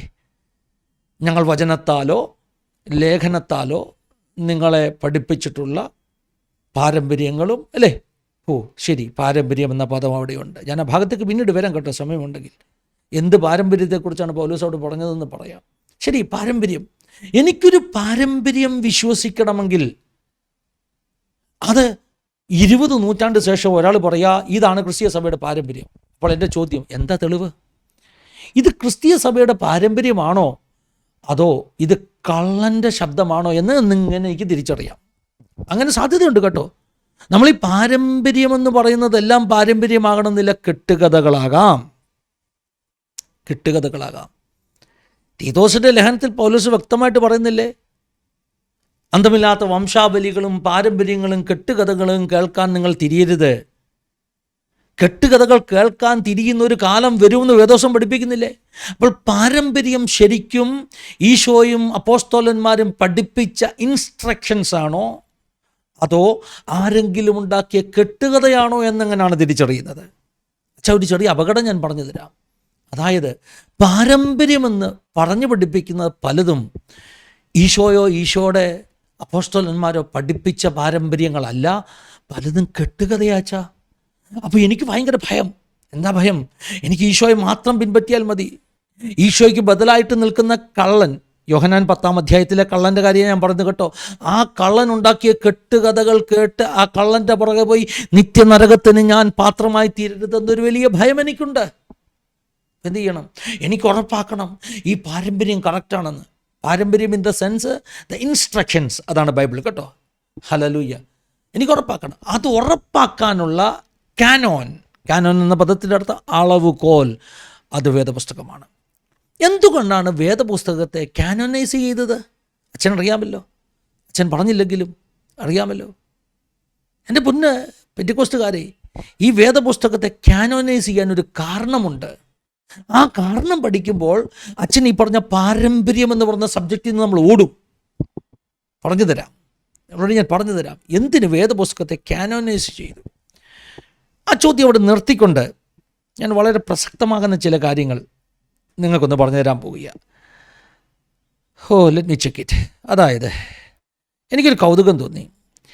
കാത്തലിക് ചർച്ച് വേദപുസ്തകത്തെക്കുറിച്ച് എടുത്തിരിക്കുന്ന നിലപാട് എന്താണ്? അച്ഛൻ പറഞ്ഞു we are not the followers of the book but we are the followers of Jesus. Okay, അങ്ങനെയാണെങ്കിൽ കാത്തലിക് ചർച്ച് എന്ത് നിലപാടാണ് വേദപുസ്തകത്തെക്കുറിച്ച് എടുത്തിട്ടുള്ളത്? അവർ വേദപുസ്തകം പൂർണ്ണമായി പിൻപറ്റേണ്ട പുസ്തകമാണെന്ന് വിശ്വസിക്കുന്നുണ്ടോ? വേദപുസ്തകത്തിൻ്റെ ആധികാരികതയെക്കുറിച്ച് കാത്തലിക് ചർച്ചിൻ്റെ വിശ്വാസം എന്താ? അത് കൂട്ടത്തിൽ ഒന്നാണോ, മൂന്നിൽ ഒന്നാണോ വേദപുസ്തകം? ഈ മൂന്ന് കൂടാതെ പാരമ്പര്യങ്ങളും കൂടെ ചേർത്ത് പിന്നെ ഈ പറഞ്ഞ ഉപദേശക സമിതിയുടെ മജിസ്ട്രീരിയം, അല്ലേ, അതിൻ്റെയൊക്കെ പഠിപ്പീരുകളോട് ചേർത്തൊരു വിശ്വാസമാണോ ശരിയായിട്ടുള്ളത് എന്ന ചോദ്യത്തിന് ഉത്തരം കണ്ടെത്തുവാൻ ഞാനൊന്ന് ശ്രമിച്ചു. ഞാൻ എന്താ ചെയ്തതെന്നറിയാം? POC ബൈബിളിൻ്റെ ആമുഖം എടുത്ത് വായിച്ചു. ഞാൻ വർഷങ്ങൾ കൊണ്ട് POC ബൈബിൾ വായിച്ചിട്ടുണ്ട് കേട്ടോ. ഇതിൻ്റെ ആമുഖമൊക്കെ കുട്ടിക്കാലത്ത് തന്നെ വളരെ ശ്രദ്ധയോട് പഠിച്ചിട്ടുണ്ട്. അങ്ങനെ പഠിക്കാൻ കാരണമുണ്ട്. എന്തുകൊണ്ടാണ് 72 അല്ലെങ്കിൽ 73 പുസ്തകങ്ങൾ ഇതിനകത്ത് നിന്നൊക്കെ അറിയാൻ വേണ്ടിയുള്ള ഒരു കൗതുകം കൊണ്ടാണ്. അപ്പോൾ അങ്ങനെ പഠിച്ചു വന്നപ്പോൾ POC ബൈബിൾ വ്യക്തമായിട്ട് ചില കാര്യങ്ങൾ പറയുന്നു. അച്ഛൻ പറഞ്ഞ സ്റ്റേറ്റ്മെൻറ്റ്സുമായിട്ട് വളരെ വ്യത്യാസമുണ്ട് അതിന്. അതുകൊണ്ട് ഞാനൊന്ന് പറഞ്ഞു തരികയാണ്. കാത്തലിക് ചർച്ച് ബൈബിളിനെ കുറിച്ചെടുത്തിട്ടുള്ള നിലപാട്. ഒന്നാമത് ദൈവനിവേശിതമായ ഗ്രന്ഥം. ദൈവനിവേശിതമെന്ന് പറഞ്ഞാൽ ദൈവത്തിൻ്റെ ശ്വാസത്തിന് തുല്യമെന്നർത്ഥം. ദൈവത്തിൻ്റെ ശ്വാസത്തിന് തുല്യം. ദൈവത്തിൻ്റെ അകത്തുനിന്ന് വന്ന ശ്വാസം പോലെയാണ് ബൈബിൾ. ഇൻസ്പയർഡ് ബൈ ഗോഡ്, ദൈവനിവേശിതം, ഈശ്വര നിശ്വാസ്യമെന്ന് പറയും. അപ്പോൾ വേദപുസ്തകം ഈശ്വര നിശ്വാസ്യമാണ്. ബൈബിൾ ദൈവ നിവേശിതമാണ്. ബൈബിൾ ദൈവവചനമാണ്. POC ബൈബിളിൻ്റെ ദൈവനിവേശിത ഗ്രന്ഥം എന്ന ടൈറ്റിലോടുള്ള പാരഗ്രാഫിൻ്റെ 2ാമത്തെ ലൈനാണ് ഞാൻ വായിച്ചത്. മനുഷ്യരക്ഷയ്ക്ക് വേണ്ടി ദൈവം നൽകുന്ന സന്ദേശം ഇത് തെറ്റുകൂടാതെയും പൂർണ്ണമായും എഴുതുവാൻ വേദപുസ്തകത്തിൽ തെറ്റില്ല. വേദപുസ്തകം പൂർണ്ണമാണ്. എന്താണ്? വേദപുസ്തകം പൂർണ്ണമാണ്. വേദപുസ്തകം പൂർണ്ണമല്ലെങ്കിൽ അച്ഛാ നമുക്ക് ഈ പറഞ്ഞതുപോലെ ഉപദേശക സമിതിയുടെ സഹായവും ഈ പറഞ്ഞതുപോലെ പാരമ്പര്യങ്ങളുടെ കൂട്ടുപിടിക്കുകയും ചെയ്യണമായിരുന്നു. പക്ഷേ വേദപുസ്തകം പൂർണ്ണമാണെന്ന് കാത്തലിക് ചർച്ചിൻ്റെ മലയാളത്തിലുള്ള POC ബൈബിളിൻ്റെ ആമുഖത്തിൽ എഴുതിയിരിക്കുന്നു. മനുഷ്യരക്ഷയ്ക്ക് വേണ്ടി ദൈവം നൽകുന്ന സന്ദേശം. എൻ്റെ വിശ്വാസം വെച്ചാൽ ഒരു വ്യക്തി നിത്യതയിലെത്തുവാൻ, സ്വർഗത്തിൽ പോകാൻ ആവശ്യമുള്ളത് മുഴുവൻ വേദപുസ്തകത്തിലുണ്ട്. വേദപുസ്തകത്തിലൊന്നും കുറവില്ല. കുറവുണ്ടെങ്കിൽ ആഡ് ചെയ്യണം കേട്ടോ. പക്ഷേ ഈ വേദപുസ്തകത്തിൽ 2 ഭാഗത്ത് വ്യക്തമായിട്ട് പറയുന്നു, ഇതിലൊരു വള്ളിയോ പുള്ളിയോ മാറ്റാൻ പാടില്ല. സുവിശേഷം 5-ാം അധ്യായത്തിൽ യേശു കർത്താവ് പറഞ്ഞതാ കേട്ടോ. തിരുവെഴുത്തിൽ നിന്നൊരു വള്ളി അല്ലെങ്കിൽ പുള്ളി അതുപോലും മാറ്റാൻ പാടില്ല. വെളിപ്പാട് പുസ്തകം 22-ാം അധ്യായത്തിൽ പറയുന്നു, ഇതിനോട് ആരെങ്കിലും എന്തെങ്കിലും കൂട്ടുകയോ കുറയ്ക്കുകയോ ചെയ്താൽ, കൂട്ടാനും പറ്റത്തില്ല, കുറയ്ക്കാനും പറ്റത്തില്ല. ഈ പുസ്തകത്തിൽ പറയുന്ന ന്യായവിധികൾ അവൻ്റെ മേൽ വരും. അപ്പോൾ വേദപുസ്തകത്തിൽ കുറവില്ല. വേദപുസ്തകം പൂർണ്ണമാണ്. POC ബൈബിളിൻ്റെ ആമുഖത്തിൻ്റെ ദൈവനിവേശിത ഗ്രന്ഥം എന്ന പാരഗ്രാഫിൻ്റെ 2ാമത്തെ ലൈൻ ഞാൻ ഒന്നുകൂടെ വായിക്കുന്നു. മനുഷ്യരക്ഷയ്ക്ക് വേണ്ടി ദൈവം നൽകുന്ന സന്ദേശം. ഇത് തെറ്റുകൂടാതെയും പൂർണ്ണമായും എഴുതുവാൻ ചില വ്യക്തികളെ ദൈവം തിരഞ്ഞെടുത്തു. അവർക്ക് പ്രചോദനവും പ്രകാശവും നൽകി. അവർ യാന്ത്രിക ഉപകരണങ്ങളായിരുന്നില്ല എന്ന് പറഞ്ഞാൽ അവരുടെ ഭാഷ, അവരുടെ അതാകുന്ന സാംസ്കാരിക പശ്ചാത്തലങ്ങളൊക്കെ അവരുടെ എഴുത്തുകളിൽ വന്നിട്ടുണ്ട്. പക്ഷെ അതിൻ്റെ അർത്ഥം അവർ അവരുടെ ബുദ്ധി കൊണ്ട് എഴുതിയെന്നല്ല. അവർ പരിശുദ്ധാത്മ നിവേശിതരായി. ഞാൻ വേർബൽ ഇൻസ്പിറേഷനിൽ വിശ്വസിക്കുന്ന ഒരാളാണ്. അതുകൊണ്ടാണ് യേശു കർത്താവ് വള്ളിയോ പുള്ളിയോ എന്ന് പറഞ്ഞത്. വേദപുസ്തകത്തിൽ ഉപയോഗിച്ചിരിക്കുന്ന അതിൻ്റെ ഒറിജിനൽ ഭാഷയിൽ, ഹീബ്രുവിലോ ഗ്രീക്കിലോ അതെഴുതിയ ഒറിജിനൽ ഭാഷയിൽ ഉപയോഗിച്ചിരിക്കുന്ന ഓരോ വാക്കുകളും പരിശുദ്ധാത്മാവിനാൽ നിവേശിതമായിരുന്നു എന്ന് നമ്മൾ വിശ്വസിക്കുന്നു. അതുകൊണ്ടാണ് നമ്മൾ ഏതോ കാര്യം ഇൻ്റർപ്രറ്റ് ചെയ്യുന്നതിന് മുമ്പേ അതിൻ്റെ ഒറിജിനൽ ഭാഷയിൽ എന്താണ് പദം ഉപയോഗിച്ചത്, ആ പദത്തിൻ്റെ അർത്ഥം എന്താണെന്ന് അറിയാൻ ശ്രമിക്കുന്നത്. അപ്പോൾ മറ്റേത് ഗ്രന്ഥകർത്താവിനെ പോലെ ഇവരും സ്ഥലകാല സാഹചര്യങ്ങളുടെ സ്വാധീനത്തിന് വിധേയരായിരുന്നു എന്ന് പറഞ്ഞാൽ അവരുടെ ഭാഷ. ഇരിമ്യാ പ്രവാചകൻ്റെ പുസ്തകത്തിൻ്റെ ഭാഷാശൈലി വളരെ ക്രൂഡാണ്. യെശയ്യാവിൻ്റെ ഭാഷാശൈലി വളരെ ഉന്നതമാണ്. കാരണം യെശയ്യാവിന് അത്രയും വിദ്യാഭ്യാസം ഉണ്ടായിരുന്നു. അപ്പോൾ എഴുത്തുകാരുടെ അറിവും ഭാഷാശൈലിയും സ്വാധീനിച്ചു. പക്ഷേ പരിശുദ്ധാത്മാവിനാൽ തെറ്റുകൂടാതെ, മറ്റൊരു ഭാഷയിൽ പറഞ്ഞാൽ തെറ്റുപറ്റാ വരം ഇതിൻ്റെ എഴുത്തുകാർക്കുണ്ടായിരുന്നു. അവരുടെ ഹ്യൂമൻ എറേഴ്സ് അതിനകത്ത് പ്രവേശിക്കാതെ എഴുതാൻ ദൈവം അവരെ പ്രൊട്ടക്റ്റ് ചെയ്തു. ഇത് ഞാനല്ല പറഞ്ഞത്, POC ബൈബിളാണ് പറഞ്ഞത്. അതിൻ്റെ ആമുഖമാണ് പറയുന്നത്. തങ്ങളുടെ സംസ്കാരവും സാമൂഹ്യവും സാഹിത്യപരവുമായ സവിശേഷതകൾ പരിരക്ഷിച്ചുകൊണ്ട് അവയിലൂടെ ദൈവത്തിൻ്റെ സന്ദേശം നിങ്ങൾ കേൾക്കണം, തെറ്റുകൂടാതെ രേഖപ്പെടുത്തുന്നതിന് അവർക്ക് വരം ലഭിച്ചിരുന്നു. ഇതാ പെന്തക്കോസ്തുകാരും വിശ്വസിക്കുന്നത്. ഈ വേദപുസ്തകത്തിൻ്റെ ഓരോ എഴുത്തുകാർക്കും തെറ്റുപറ്റാവരമുണ്ടായിരുന്നു. ഇൻഫാലബിലിറ്റി. ഒരു വാക്ക് പോലും അവർക്ക് തെറ്റുപറ്റിയില്ല. അവർക്കറിയാത്ത കാര്യങ്ങൾ പോലും അവർ എഴുതുമ്പോൾ അത് ഏറ്റവും ആക്യുറേറ്റായിട്ട് തെറ്റുപറ്റാതെ എഴുതുവാൻ പരിശുദ്ധാത്മാവിനാൽ അവർ വരം പ്രാപിച്ചു. അപ്പോൾ അതുകൊണ്ട് ഉള്ള ഗുണമെന്താണ്? അതുകൊണ്ട് ദൈവവചനം മനുഷ്യൻ്റെ വാക്കുകളിൽ എഴുതപ്പെട്ടു. നമുക്ക് നമ്മുടെ കയ്യിൽ വേദപുസ്തകം കിട്ടി. അതുകൊണ്ടാണ് നമ്മൾ ഈ വേദപുസ്തകത്തെ പിൻപറ്റുന്നത്. വേദപുസ്തകത്തിൽ തെറ്റില്ല. വേദപുസ്തകം പൂർണ്ണമാണ്. ഇതിനോടൊന്നും ആഡ് ചെയ്യേണ്ട ആവശ്യമില്ല. മാത്രമല്ല ബൈബിൾ പറയുന്നു എല്ലാ തിരുവെഴുത്തും ഈശ്വരനിശ്വാസ്യമാണ്, ദൈവനിശ്വാസ്യമാണ്. തിമോഥെയോസിൻ്റെ ലേഖനത്തിലാണ് പറയുന്നത് എല്ലാ തിരുവെഴുത്തും ദൈവനിശ്വാസ്യമാണ്. അത് ഉപദേശത്തിനും ശാസനത്തിനും ഗുണീകരണത്തിനുമുള്ള പാഠങ്ങൾ ഇതിനകത്തു നിന്നാണ്, വെളിയിൽ നിന്നില്ല. ഇത് അളവുകോല, ക്യാനോനാണ്. ഏതെങ്കിലും ഒരു ശബ്ദം കേട്ടിട്ട് ഇത് ദൈവശബ്ദമാണോ എന്ന് തിരിച്ചറിയാൻ വേണ്ടി നമ്മൾ ഉപയോഗിക്കുന്ന മെഷറിംഗ് റോഡ്, അളവുകോലാണ് തിരുവചനം. അപ്പോൾ ഈ അച്ഛൻ പറഞ്ഞതുപോലെ ആരെങ്കിലും വന്നിട്ട് പറയുകയാണ് ക്രിസ്തീയ സഭയുടെ പാരമ്പര്യത്തിൽ ഇങ്ങനെയൊക്കെ ഉണ്ടെന്ന് പറഞ്ഞാൽ, അവിടെ നിന്ന് നിന്നാട്ട് ഞാൻ വചനത്തിൻ്റെ അളവുകോൽ വെച്ച് ആ പാരമ്പര്യത്തെ ഒന്ന് അളക്കട്ടെ എന്ന് പറയുമ്പോൾ, ആ പാരമ്പര്യം വചനത്തിൻ്റെ അളവുകോൽ വെച്ച് അളക്കുമ്പോൾ തോറ്റുപോയാൽ നമ്മൾ പറയും ഇത് ഈശോയുടെ ശബ്ദമല്ല, ഇത് ഈശോയുടെ ബദലായിട്ട് നിൽക്കുന്ന കള്ളൻ്റെ ശബ്ദമെന്ന് പറഞ്ഞ് റിജക്റ്റ് ചെയ്യും.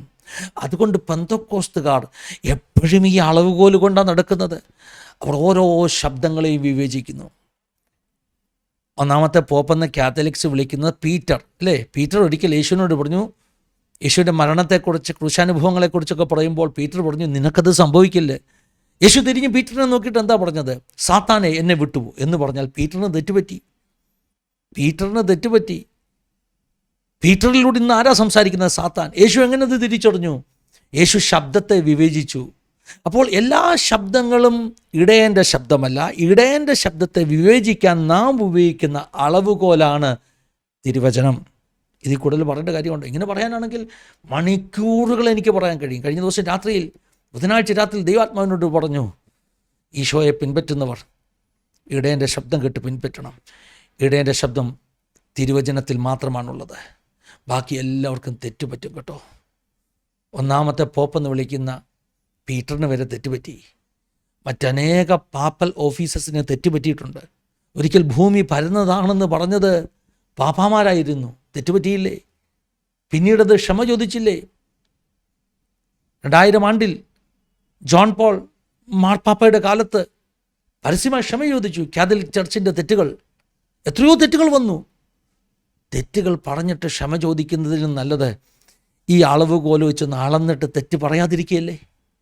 അതുകൊണ്ട് നമ്മൾ പെന്തിക്കോസ്റ്റൽ വിശ്വാസികളോട് പറയുന്നു, ഒരു പാരമ്പര്യം അനുസരിച്ചില്ലെങ്കിലും കുഴപ്പമില്ല. പാരമ്പര്യങ്ങൾ മനുഷ്യനുണ്ടാക്കിയതാണ്. യേശു കർത്താവ് എല്ലാ കാലത്തും പാരമ്പര്യത്തിനെതിരായിരുന്നു.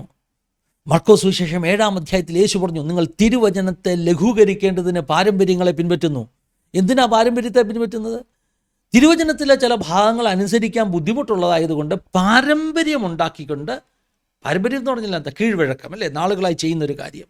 ആ പാരമ്പര്യങ്ങളെ പിടിച്ചുകൊണ്ട് വചനത്തെ നിങ്ങൾ എന്ത് ചെയ്യുന്നു? മറച്ചു കളയുന്നു. ഇതാ ഇന്നും സംഭവിക്കുന്നത്. ദൈവത്തിൻ്റെ വചനത്തിൽ, വിശുദ്ധ വേദപുസ്തകത്തിൽ അപ്പോസ്തലന്മാർ എഴുതപ്പെട്ടു എന്ന് പറയുള്ളൂ. അച്ഛൻ ചോദിച്ചു, യേശു പറഞ്ഞു എഴുതാനെന്ന്. പക്ഷേ എബ്രായ ലേഖനം 2-ാം അധ്യായത്തിൻ്റെ 3-ാമത്തെ വാക്യം 2-ാമത്തെ വാക്യത്തിലൊക്കെ പറയുന്നത്, കർത്താവ് താൻ പറഞ്ഞു തുടങ്ങിയതും അടയാളങ്ങളാലും അത്ഭുതങ്ങളാലും അപ്പോസ്തലന്മാർ സ്ഥാപിക്കപ്പെട്ടതുമായ രക്ഷ. അപ്പോൾ ഈ വചനം പറഞ്ഞു തുടങ്ങിയത് ആരാണ്? കർത്താവ് തന്നെയാണ് പറഞ്ഞു തുടങ്ങിയത്. അത് അപ്പോസ്തലന്മാർ ക്യാരി ഓൺ ചെയ്തു. ഇനിയും യേശു എഴുതാൻ പറഞ്ഞിട്ടുണ്ടോ? ഞാനൊരു കുഞ്ഞു ഉദാഹരണം പറയാം. വേദപുസ്തകത്തിലെ റെവലേഷൻ എന്ന് പറഞ്ഞൊരു പുസ്തകമുണ്ട്. വേദപുസ്തകത്തിലെ അവസാന പുസ്തകമാണ്. അതിനകത്ത് എഴുതുക എന്ന പദം എത്ര പ്രാവശ്യം ഉപയോഗിച്ചിട്ടുണ്ടെന്നറിയാമോ? എഴുതുക. വെളിപ്പാട് പുസ്തകം 14:13. എഴുതുക, ഇന്നു മുതൽ ക്രിസ്തുവിൽ മരിക്കുന്ന വൃതന്മാർ ഭാഗ്യവാന്മാർ. എഴുതുക. അപ്പോൾ പറഞ്ഞിട്ടുണ്ടോ? എഴുതാൻ പറഞ്ഞിട്ടുണ്ടോ? ആരാ ഇത് പറഞ്ഞത് എഴുതാൻ? റെവലേഷൻ, വെളിപ്പാട് പുസ്തകം 1:11. ഞാൻ ആരെങ്കിലും കുത്തിക്കെട്ടിയ കിതാബിൽ നിന്നല്ല പറയുന്നത്. കാനോനികമാകുന്ന പുസ്തകങ്ങളിൽ 27 പുതിയ നിയമ പുസ്തകങ്ങളിൽ അവസാന പുസ്തകമാകുന്ന വെളിപ്പാട് പുസ്തകത്തിൽ നിന്നാണ് ഞാൻ പറയുന്നത്. വെളിപ്പാട് പുസ്തകം 1:11. ഞാൻ ആൽഫയും ഒമേഗയുമാകുന്നു. ആരാണ് ആൽഫയും omega? I am the first and the last. ഞാൻ ആദിയും അന്തവുമാകുന്നു. നീ കാണുന്നത് ഒരു പുസ്തകത്തിൽ എഴുതി വെച്ച് ഏഷ്യായിലുള്ള Ephesus, Smyrna, Pergamos, Thyatira, Sardis, Philadelphia, Laodicea ഈ സഭകൾക്ക് അയച്ചു കൊടുക്കുക. എൻ്റെ അച്ഛാ, ഇതാരാ പറയുന്നത്? ഇത് ഫിന്നി പറയുന്നതല്ല കേട്ടോ. ഇത് ആൽഫയും ഒമേഗയുമായവൻ പറയുകയാണ്. ഇത് ആദിയും അന്തവുമായവൻ പറയുകയാണ്. ആരാണിവൻ? അവനാണ് കുറച്ചു മുമ്പേ അതേ അധ്യായത്തിൽ പറഞ്ഞത്, ലുക്ക് ഐ ആം അലൈവ്, നോക്ക് ഞാൻ ജീവിച്ചിരിക്കുന്നു. മരണത്തെ ജീവിച്ചെഴുന്നേറ്റ ഈശോ പറയുക എഴുതാൻ. അച്ഛൻ എന്താ പറഞ്ഞത്? യേശു പറഞ്ഞിട്ടുണ്ടോ എന്ന്? യേശു പറഞ്ഞിട്ടുണ്ട് അച്ഛാ. ആരോടാ പറഞ്ഞിട്ടുള്ളത്? അപ്പോസ്തലനായ യോഹന്നാനോട്. മറ്റാരുമല്ല കേട്ടോ. യേശുവിൻ്റെ മാർവിൽ ചാരിയിരുന്ന, യേശുവിനെ ഏറ്റവും സ്നേഹിച്ച ശിഷ്യനോട് പറയുക എഴുതുക. ഇനി ഞാനൊരു കാര്യം പറഞ്ഞു തരാം. വേദപുസ്തകത്തിലെ ഉൽപ്പത്തി മുതൽ വെളിപ്പാട് വരെയുള്ള എല്ലാ വചനങ്ങളും മനുഷ്യൻ സ്വന്തം ഇഷ്ടത്തിന് എഴുതിയതല്ല. അങ്ങനൊരു വാക്യമുണ്ട് കേട്ടോ. ഒന്ന് ഞാൻ എടുത്തോട്ടെ. അങ്ങനെ ഒരു വാക്യമുണ്ട്. മനുഷ്യൻ സ്വന്തം ഇഷ്ടത്തിന് എഴുതിയതല്ലച്ചാ.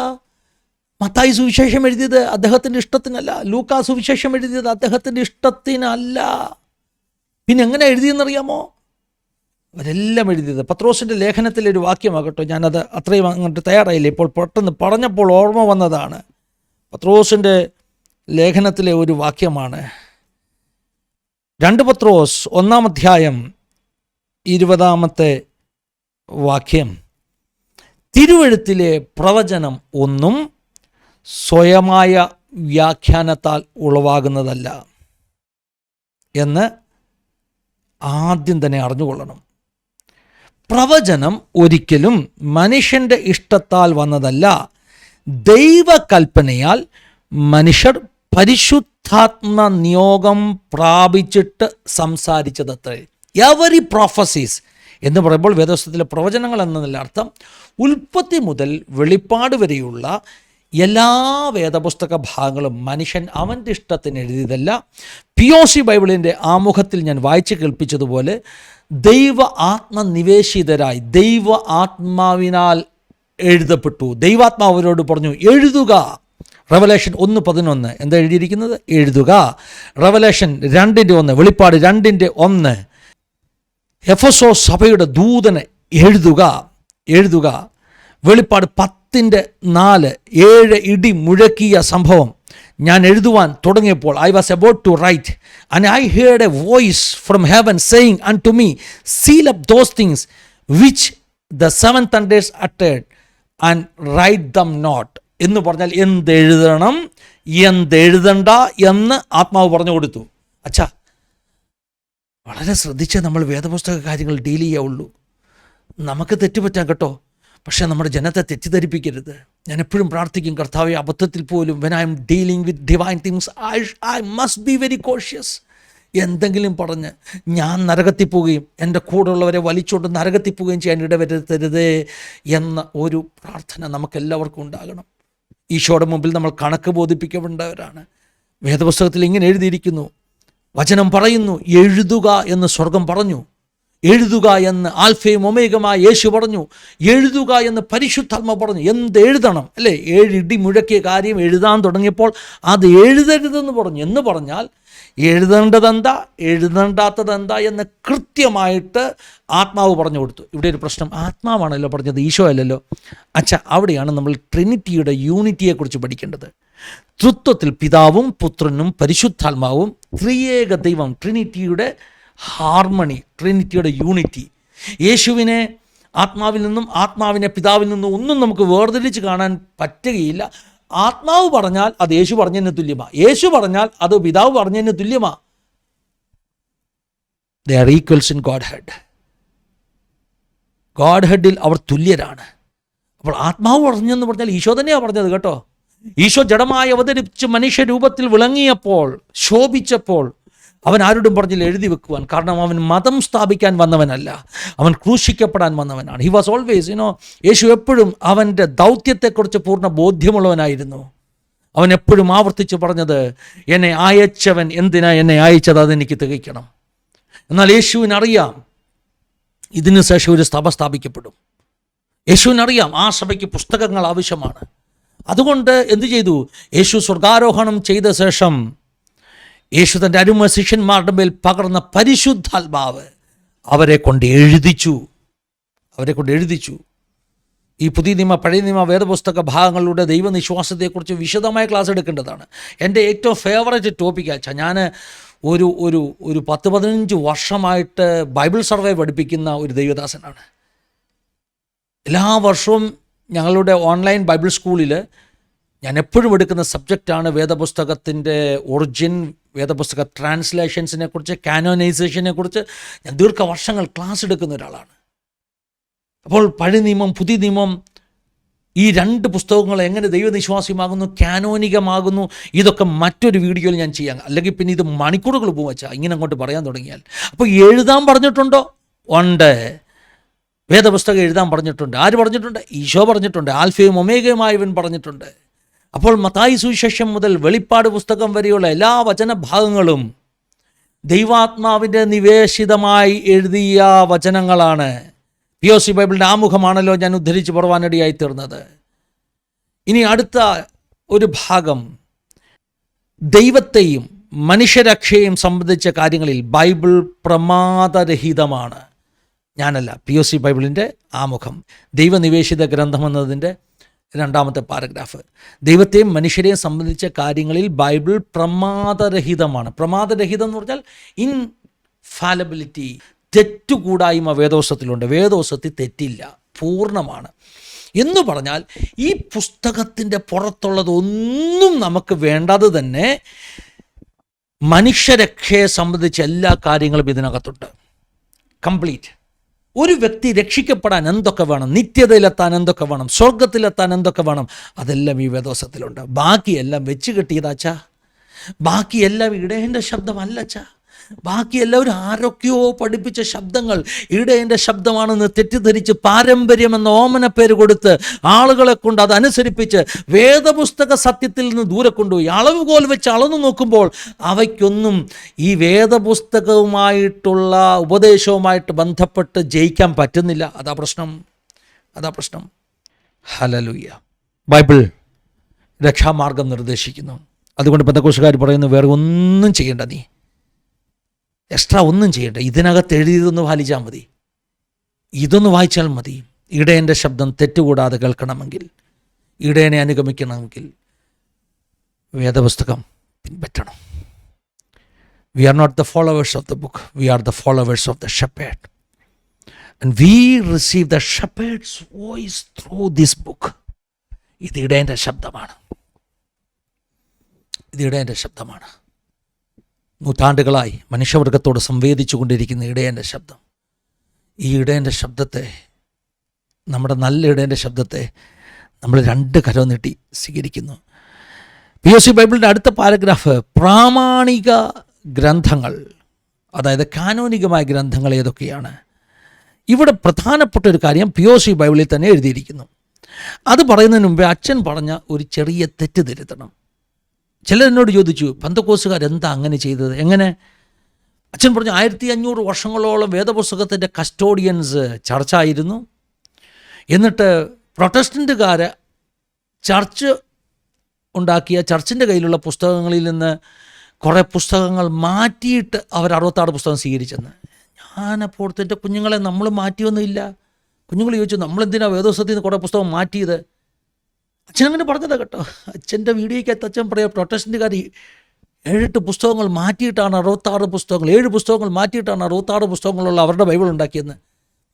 നമ്മൾ മാറ്റിയോ? മാറ്റിയിട്ടില്ല എന്നുള്ളതാ സത്യം. പിന്നെ എന്താ സംഭവിച്ചെന്നറിയാം? അച്ഛാ, ഒരു ചെറിയ ചരിത്രപാഠം അച്ഛന് വേണ്ടിയും കൂടെ പറഞ്ഞു തരിക.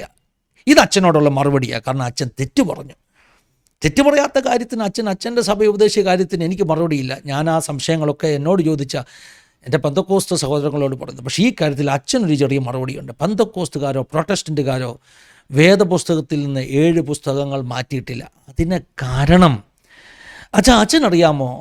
ഈ 7 പുസ്തകങ്ങൾ ആഡ് ചെയ്തത് AD 1546 ത്രന്തോസ് സുനദോസിൽ വെച്ചാണ്. 1546, 15 നൂറ്റാണ്ടിന് ശേഷമാണ് ഈ 7 പുസ്തകങ്ങൾ ആഡ് ചെയ്തത്.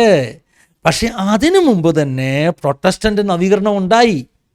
ഈ 7 പുസ്തകം ആഡ് ചെയ്യുന്നതിന് മുമ്പ് തന്നെ, ഏത് 7 പുസ്തകം? ഇന്ന് കാത്തലിക് ബൈബിളിലുള്ള 73 പുസ്തകങ്ങളിൽ ആ 7 പുസ്തകം, പ്രൊട്ടസ്റ്റൻ്റ് ബൈബിളിൽ ഇല്ലാത്ത 7 പുസ്തകം ചേർത്തത് 1546 ത്രന്തോസ് സുനദോസിൽ വെച്ചാണ്. ഇത് ഞാനല്ല പറഞ്ഞത് കേട്ടോ.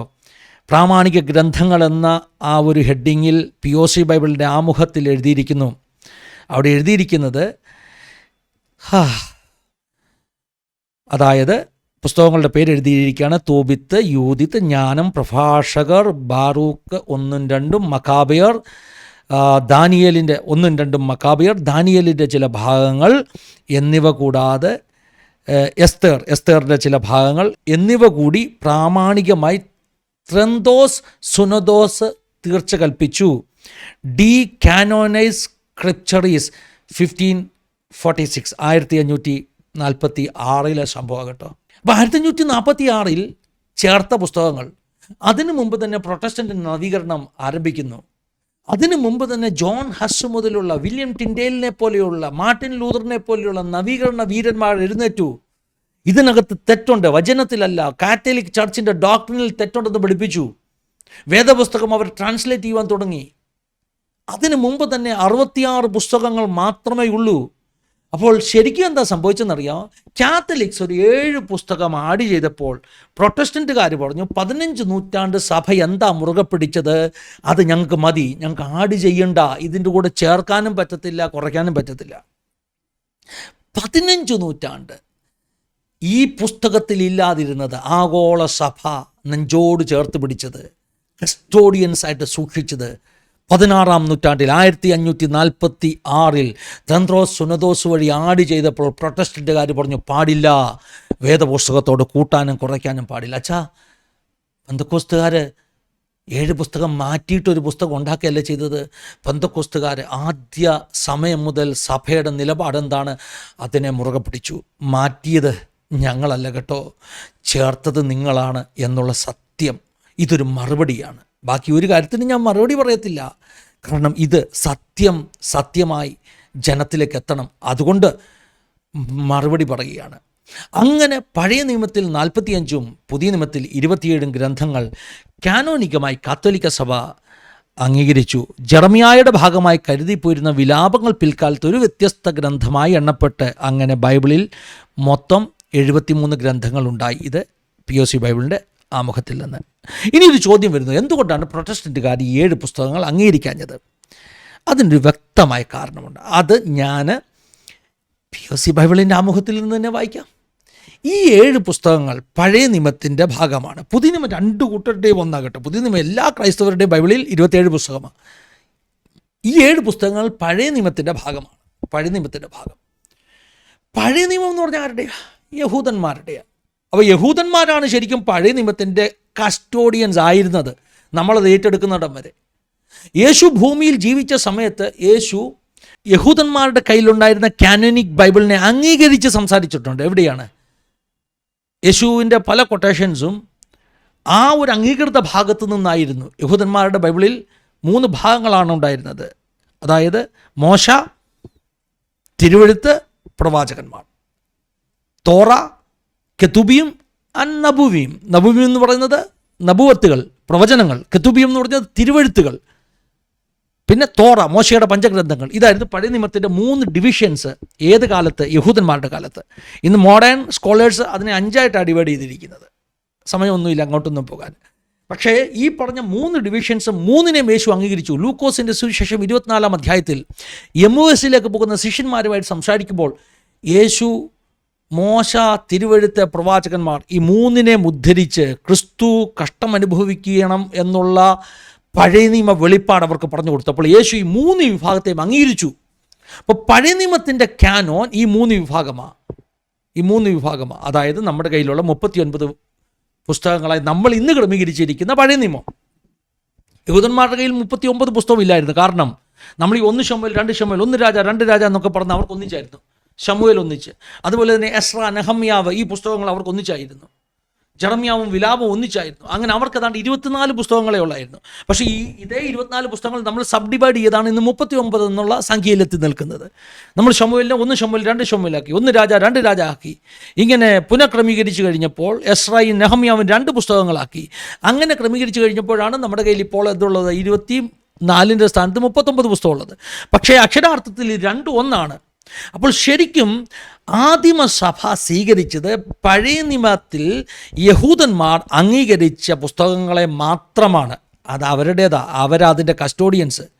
പൗലോസിനെ പോലെ പ്രഗത്ഭനാകുന്ന ഗമാലിയലിൻ്റെ കാൽക്കലിരുന്ന് പഠിച്ച ആൾ പോലും പഴയ നിയമത്തിൻ്റെ സെപ്റ്റുവജൻ്റ് ട്രാൻസ്ലേഷൻ ഉദ്ധരിച്ച് സംസാരിച്ചെങ്കിൽ അതിൻ്റെ അർത്ഥം ഒരു പ്രാവശ്യം പോലും പൗലോസോ യേശുവോ പറഞ്ഞിട്ടില്ല, അതല്ല ക്യാനോൻ എന്ന് പറഞ്ഞിട്ടില്ല. മറിച്ച് അതിനെ അംഗീകരിച്ച് സംസാരിച്ചെങ്കിൽ, അതിനെ ആക്സെപ്റ്റ് ചെയ്തെങ്കിൽ അതിൻ്റെ അർത്ഥം ഓൾഡ് ടെസ്റ്റ്മെൻറ്റ് ക്യാനോൻ അപ്പോസ്തലന്മാരും യേശുവും അംഗീകരിച്ചതാണ്.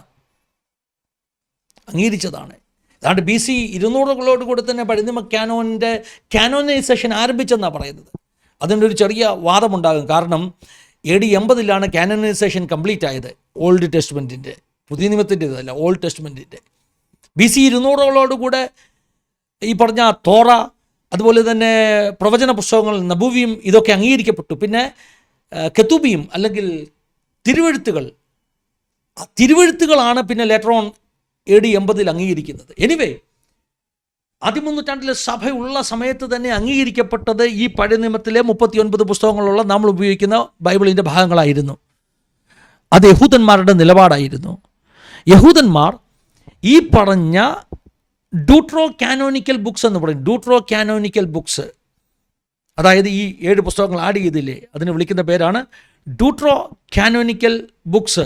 ഈ ഡ്യൂട്രോ കാനോനിക്കൽ ബുക്സ് യഹൂദന്മാർ അംഗീകരിച്ചിരുന്നില്ല.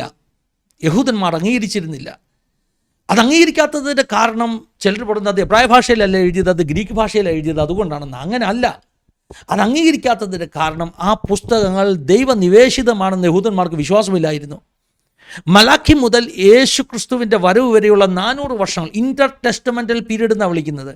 അതിനെ വിളിക്കുന്ന മറ്റൊരു പേരാണ് നിശബ്ദകാലം, സൈലൻറ്റ് പീരീഡ്. ഒരു ദൈവശബ്ദവും കേൾക്കാതിരുന്നൊരു കാലം, അംഗീകൃത പ്രവാചകന്മാർ എഴുന്നേൽക്കാതിരുന്ന കാലം, ദൈവാത്മനിവേശിതമായി തെറ്റുപറ്റ വരത്തോടുകൂടി ആരും എഴുന്നേൽക്കാതിരുന്ന 400 വർഷത്തിനിടയിൽ ഈ പ്രവാസത്തിലൊക്കെ പോയ ആളുകൾ പഠിച്ച ഗ്രീക്കിൽ അവരെഴുതിയ കുറേ പുസ്തകങ്ങളാണ് ഈ ഡ്യൂട്രോ കാനോനിക്കൽ ബുക്സ്. അതുകൊണ്ട് തന്നെ യഹൂദന്മാർ അത് അക്സെപ്റ്റ് ചെയ്തില്ല, അത് കാനോനികമായി സ്വീകരിച്ചില്ല. അതേ നിലപാട് ആദിമസഭ എടുത്തു, അതേ നിലപാട് 15 നൂറ്റാണ്ട് സഭ പിന്തുടർന്നു. 16-ാം നൂറ്റാണ്ടിൽ കാത്തലിക് ചർച്ച് ആ നിലപാടിൽ നിന്ന് പിന്നിലേക്ക് പോയിട്ട് ഈ പറഞ്ഞതുപോലെ അവർ ഈ 7 പുസ്തകങ്ങൾ ആഡ് ചെയ്തു. എന്തിനാ ആഡ് ചെയ്തെന്നുള്ളത് വലിയൊരു വിവാദം. അതിന് കാരണമുണ്ട് കേട്ടോ. കാരണം കാത്തലിക് ചർച്ച് പഠിപ്പിക്കുന്ന പല ഡോക്ടറിനും ഈ 66 പുസ്തകത്തിൻ്റെ അകത്ത് അടിസ്ഥാനമില്ല. അപ്പോൾ എന്തെങ്കിലും വേദപുസ്തകത്തിൽ ഉണ്ടെന്ന് പറഞ്ഞ് പഠിപ്പിക്കണ്ടേ? അതിനു വേണ്ടിയാണ് ഇത് ആഡ് ചെയ്തത്. ഞാൻ വിവാദങ്ങളാണ് പറയുന്നതെന്ന് എനിക്കറിയാം. പലരും ഇതൊക്കെ ആദ്യമായിട്ടായിരിക്കും കേൾക്കുന്നതെന്ന് എനിക്കറിയാം. എന്തിനാ ആഡ് ചെയ്തതെന്നറിയാമോ? ഉദാഹരണം പറഞ്ഞാൽ, മരിച്ചവരോടുള്ള പ്രാർത്ഥന ഈ 66 പുസ്തകത്തിലും കാണാൻ പറ്റത്തില്ല. മരിച്ചവർക്ക് വേണ്ടിയുള്ള പ്രാർത്ഥന, പ്രേയിങ് ഫോർ ദ ഡെഡ്, കാണാൻ പറ്റത്തില്ല. പക്ഷേ ഈ ഡ്യൂട്രോ കാനോനിക്കൽ ബുക്സിൽ കാണാൻ പറ്റും. മക്കാബയരുടെ പുസ്തകത്തിൽ, മക്കാബയരുടെ യുദ്ധത്തിൽ മരിച്ചവരുടെ ബോഡി ചെക്ക് ചെയ്യുമ്പോൾ, ഡെഡ് ബോഡി ചെക്ക് ചെയ്യുമ്പോൾ അന്യദേവനെ ഭജിച്ചുകൊണ്ടുള്ള ഏലാസ് കിട്ടിയ ചില കാര്യങ്ങൾ അവിടെയുണ്ട്. ആ ഏലാസ് കണ്ടിട്ട്, ഈ അന്യദേവൻ്റെ വസ്തുക്കൾ അവരുടെ ശരീരത്തിൽ കണ്ടിട്ട്, ഇതുകൊണ്ടാണ് ഇവർ യുദ്ധത്തിൽ മരിച്ചതെന്നും ഇവരുടെ ആത്മാവിന് മോചനം കൊടുക്കണമെന്നും പറഞ്ഞ് പ്രാർത്ഥിക്കുന്ന ഭാഗങ്ങൾ മക്കാബയരുടെ പുസ്തകത്തിലുണ്ട്. അപ്പോൾ കാത്തലിക്സിന് തോന്നി ഇതുകൂടെ ആഡ് ചെയ്താൽ നമുക്ക് സബ്സ്റ്റാൻഷിയേറ്റ് ചെയ്യാൻ പറ്റും. ഏതിനെ? മരിച്ചവർക്ക് വേണ്ടി പ്രാർത്ഥിക്കാമെന്ന്. വേദോസത്തിലില്ല കേട്ടോ. 66 പുസ്തകങ്ങളിൽ കാനോനികമാകുന്ന ഈ പറഞ്ഞ പോലെ കാർത്തേജിലെ സുനദോസ് ചർച്ച് കൗൺസിൽ അംഗീകരിച്ച 66 പുസ്തകത്തിലില്ല. കാർത്തേജിലെ ചർച്ച് കൗൺസിൽ ഈ 66 അംഗീകരിച്ചിട്ടുള്ളൂ, അതിനകത്ത് ഇതില്ല. അപ്പം പിന്നെ ആഡ് ചെയ്യേണ്ടി വന്നു. ഇനി ഒരു പ്രധാനപ്പെട്ട കാര്യം കൂടെ പറഞ്ഞു തരാം കേട്ടോ. എന്തുകൊണ്ടാണ് പെന്തക്കോസ്തുകാർക്കൊരു മജിസ്ട്രേഡിയം ഇല്ലാത്തത്? കാരണം അവർക്കതിൻ്റെ ആവശ്യമില്ല. അവർ ആദ്യ നൂറ്റാണ്ടുകളിൽ തന്നെ എന്താണ് ഉപദേശമെന്ന് പഠിപ്പിച്ചു, അത് അവർ ഫോളോ ചെയ്യുന്നു. അവർക്കിനി ആ ഉപദേശം മാറ്റേണ്ട ആവശ്യമില്ല. ഇടയ്ക്കിടയ്ക്ക് പുതിയ പുതിയ ഡോക്ട്രിൻ ഉണ്ടാക്കേണ്ടവർക്ക് മജിസ്ട്രേറിയത്തിൻ്റെ ആവശ്യമുണ്ട്. കാരണം ഇടയ്ക്കല്ലേ 5-ാം നൂറ്റാണ്ടിലാണ് യേശുവിൻ്റെ അമ്മയെ ദൈവത്തിൻ്റെ മാതാവെന്ന് വിളിക്കാൻ തുടങ്ങിയത്. പിന്നെ ഇങ്ങോട്ട് വന്നപ്പോൾ സ്വർഗാരോപണം, അതുപോലെ തന്നെ അമലോത്ഭവം, ഇതൊക്കെ നൂറ്റാണ്ടുകൾക്ക് ശേഷം അല്ലേ, കഴിഞ്ഞ നൂറ്റാണ്ടിലാണ് പലതും ഉണ്ടായത്. പെന്തക്കോസ്തുകാർക്ക് അങ്ങനെ പുതിയ ഡോക്ടറിൻ ഉണ്ടാക്കേണ്ട. അപ്പോസ്തലന്മാർ 1-ാം നൂറ്റാണ്ടിൽ എന്ത് പഠിപ്പിച്ചു അത് അണുവിട് ചലിക്കാതെ ചെയ്യണം. അതുകൊണ്ട് നമുക്ക് അങ്ങനൊരു സമിതിയുടെ ആവശ്യമില്ല. We fully depend on the word of God. വചനത്തെ മാത്രം ആശ്രയിക്കുന്നു. പുതിയ ഉപദേശങ്ങൾ നമുക്കുണ്ടാക്കേണ്ടി വരുന്നില്ല. 16-ാം നൂറ്റാണ്ടിൽ പുതിയ പുസ്തകങ്ങൾ ആഡ് ചെയ്യണമെങ്കിൽ അങ്ങനെയുള്ള സുന്നദോസുകളുടെ ആവശ്യമുണ്ട്. നമുക്കതിൻ്റെ ആവശ്യമില്ല. കാരണം നമ്മൾ ഇതിനോടൊന്നും ആഡ് ചെയ്യത്തുമില്ല, ഒന്നും വെട്ടിക്കളയത്തുമില്ല. വേദപുസ്തകത്തിൽ ഓൾറെഡി ഉരുത്തിരിഞ്ഞ രക്ഷയ്ക്കാവശ്യമായ എല്ലാ പ്രമാണങ്ങളും ഇതിനകത്തുണ്ട്. ഇത് ഫോളോ ചെയ്യുക. ഇതാണ് അടിസ്ഥാനം, ഇതാണ് അളവുകോൽ, ഇതാണ് നമ്മുടെ മജിസ്ട്രേറിയം. വേദപുസ്തകമാണ് നമ്മുടെ മജിസ്ട്രേറിയം. ഇനി എവിടെയാണ്? ഞാൻ ഒത്തിരി പറയാനുണ്ടല്ലോ. എന്താ ചെയ്യേണ്ടത്? പാരമ്പര്യങ്ങളെക്കുറിച്ച് ഞാൻ പറഞ്ഞു. ആരെയാണ് നാം പിൻപറ്റുന്നതെന്ന് പറഞ്ഞു. വേദപുസ്തകത്തിൻ്റെ കാനോനികമാകുന്ന അപ്രമാദിത്വത്തെക്കുറിച്ച് ഞാൻ പറഞ്ഞു. വേദപുസ്തകത്തിന് തെറ്റ് പറ്റുകയില്ല എന്നതിനെക്കുറിച്ച് ഞാൻ പറഞ്ഞു. ഇനി ഒരു കാര്യം കൂടെ പറഞ്ഞു തുടങ്ങിയത് പറയാം. ഞാൻ ഈ പ്രാമാണിക ഗ്രന്ഥങ്ങൾ എന്ന് വിളിക്കുന്ന ഭാഗത്ത് എഴുതിയിട്ടുള്ള ചില വാചകങ്ങളൊന്ന് വായിച്ചു കേൾപ്പിക്കാം കേട്ടോ.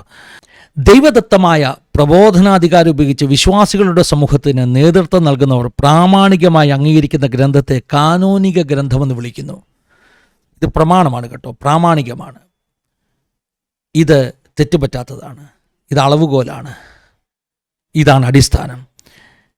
ക്രിസ്തുവർഷം 80-നും 100-നും ഇടയിൽ നടന്ന യാംനിയ സമ്മേളനത്തിൽ വെച്ചാണ് യഹൂദ നേതാക്കന്മാർ അവരുടെ കാനോനിക ഗ്രന്ഥങ്ങൾ നിർണയിച്ചത്. ഞാൻ പറഞ്ഞല്ലോ, BC 200-ൽ തുടങ്ങിയ പ്രോസസ്സാണ്. AD 80-ലാണ് ഈ പറഞ്ഞ കെത്തൂബിയം തിരുവെഴുത്തുകളെ അവർ അംഗീകരിച്ചത്. എബ്രായ ഭാഷയിലുണ്ടായിരുന്ന ബൈബിൾ ഗ്രന്ഥങ്ങൾ മാത്രമേ പ്രാമാണികമായി അവർ സ്വീകരിച്ചുള്ളൂ. ഗ്രീക്ക് അരമായ ഭാഷയിലുള്ളതും പല യഹൂദ സമൂഹങ്ങളും ബൈബിളിൻ്റെ ഭാഗമായി സ്വീകരിച്ചതുമായ മറ്റ് ഗ്രന്ഥങ്ങൾ അവർ അപ്രാമാണികമായി തള്ളി. ആ യഹൂദന്മാർ, കത്തോലിക്കർ ഒഴികെയുള്ള ക്രൈസ്തവ സമൂഹങ്ങൾ യഹൂദ നിലപാടാണ് സ്വീകരിച്ചിരിക്കുന്നത്. കയ്യടി. ഇത് POC ബൈബിളിൻ്റെ ആമുഖം. നമ്മൾ സ്വീകരിച്ചിരിക്കുന്നത്, പെന്തക്കോസ്തുകാർ സ്വീകരിച്ചിരിക്കുന്നത് യഹൂദ നിലപാടാണ്. കാരണം ഓൾഡ് ടെസ്റ്റ്മെൻറ്റിൻ്റെ കസ്റ്റോഡിയൻസ് യഹൂദന്മാരായിരുന്നു. പിന്നാണ് സഭയെ ഏറ്റെടുത്തത് കേട്ടോ. അതുകൊണ്ട് നമ്മൾ അതേ നിലപാട് സ്വീകരിച്ചു. യേശു സ്വീകരിച്ച നിലപാട്, അപ്പോസ്തലന്മാർ സ്വീകരിച്ച നിലപാട്, ജൂയിഷ് നിലപാട് നമ്മൾ സ്വീകരിച്ചു. അതിലൊന്നും കൂട്ടാൻ പാടില്ല. അത് ഈ എബ്രായ ഭാഷയിൽ എഴുതിയത് കൊണ്ടല്ല. ഞാൻ പറഞ്ഞു, ആ പുസ്തകങ്ങളിൽ കെട്ടുകഥകൾ വന്നതുകൊണ്ട്, ദൈവനിശ്വാസ്യമല്ലാത്തത് കൊണ്ട് ആ പുസ്തകങ്ങൾ നമ്മൾ സ്വീകരിച്ചില്ല. യഹൂദരുടെ കാനോനിക ഗ്രന്ഥങ്ങൾക്ക് പുറമേ ഉത്തര കാനോനിക ഗ്രന്ഥങ്ങൾ, അതിനാണ് ഇംഗ്ലീഷിൽ ഡ്യൂട്രോ കാനോനിക്കൽ എന്ന് പറയുന്നത്, ഉത്തര കാനോനിക ഗ്രന്ഥങ്ങൾ എന്ന് അറിയപ്പെടുന്ന തോബിത്ത് മുതൽ ഇങ്ങ് ഇരമ്യാവിനോട് കൂടെ ചേർത്ത് വെച്ച 7 പുസ്തകങ്ങൾ വരെ കത്തോലിക്ക സഭ 1546 ട്രന്തോസ് സുനദോസിൽ വെച്ച് അംഗീകരിച്ചു. പക്ഷേ പ്രൊട്ടസ്റ്റൻ്റുകാർ അംഗീകരിച്ചില്ല. അവർ ബൈബിളിൻ്റെ കൂടെ അത് ചേർത്തില്ല. അവർ മാറ്റിയില്ല കേട്ടോ. കത്തോലിക്കരുടെ ബൈബിളിൽ നിന്ന് മാറ്റിയിട്ടൊരു പുതിയ ബൈബിൾ ഉണ്ടാക്കിയല്ല. ഓൾറെഡി സഭ സ്വീകരിച്ച ആ ഒരു 66 പുസ്തകങ്ങൾ മാത്രം വെച്ചിട്ട് ഞങ്ങളത് അക്സെപ്റ്റ് ചെയ്യുകയില്ല എന്ന് പറഞ്ഞു. കാത്തലിക് ചർച്ച് അക്സെപ്റ്റ് ചെയ്തു. ഇവിടെ വളരെ പ്രധാനപ്പെട്ട ഒരു കാര്യം ചർച്ച ചെയ്യാനുണ്ട്. അടുത്തൊരു വീഡിയോ ഞാൻ ചെയ്യാം. ഏതാണ് ശരിയായ സഭ എന്നുള്ളത്. അച്ഛൻ്റെ വാക്കുകളിൽ എപ്പോഴും പറയുന്നുണ്ട്, സഭ എന്ന് പറയുന്നത് കാത്തലിക് ചർച്ചാണ് ശരിയായ സത്യസഭ എന്ന ഒരു ചിന്ത ആളുകളുടെ ഉള്ളിലേക്ക് ഇടുന്നുണ്ട്. പക്ഷേ അത് വിശദീകരണം ആവശ്യമാണ്. ഞാൻ പല വീഡിയോകൾ ചെയ്തിട്ടുണ്ട്. ഏതാണ് സത്യസഭ? യേശു സ്ഥാപിച്ച സഭയിൽ അതിൻ്റെ ഒരു ഭാഗം മാത്രമായിരുന്നു റോമാസഭ എന്നുള്ളത് വ്യക്തമാണ്. മറ്റൊരു വീഡിയോയിൽ ഞാനത് പ്രതിപാദിക്കുക. അതുകൂടെ പോയി കഴിഞ്ഞാൽ പിന്നെ എങ്ങും എത്താതെ പോകും. അതുകൊണ്ട് ഈ വേദപുസ്തകത്തിൽ നമ്മളെന്ത് ചെയ്തില്ല, കൂടുതലൊന്നും നമ്മൾ ആടും ചെയ്തില്ല, എടുത്തു കളഞ്ഞു ചെയ്തില്ല. ഉള്ളതുപോലെ നമ്മൾ സൂക്ഷിച്ചുകൊണ്ട് ഇരിക്കുകയാണ്. ഇനി മലയാളം POC ബൈബിളിൻ്റെ നിർമ്മാണത്തെക്കുറിച്ചും അതുപോലെ തന്നെ പ്രൊട്ടസ്റ്റൻ്റ് മലയാളം ബൈബിളിനെക്കുറിച്ചൊക്കെ ഉള്ള ചില പരാമർശങ്ങൾ ഈ POC ബൈബിളിൻ്റെ പ്രസ്താവന, 1-ാം പതിപ്പിൻ്റെ പ്രസ്താവനയിൽ പറയുന്നുണ്ട്.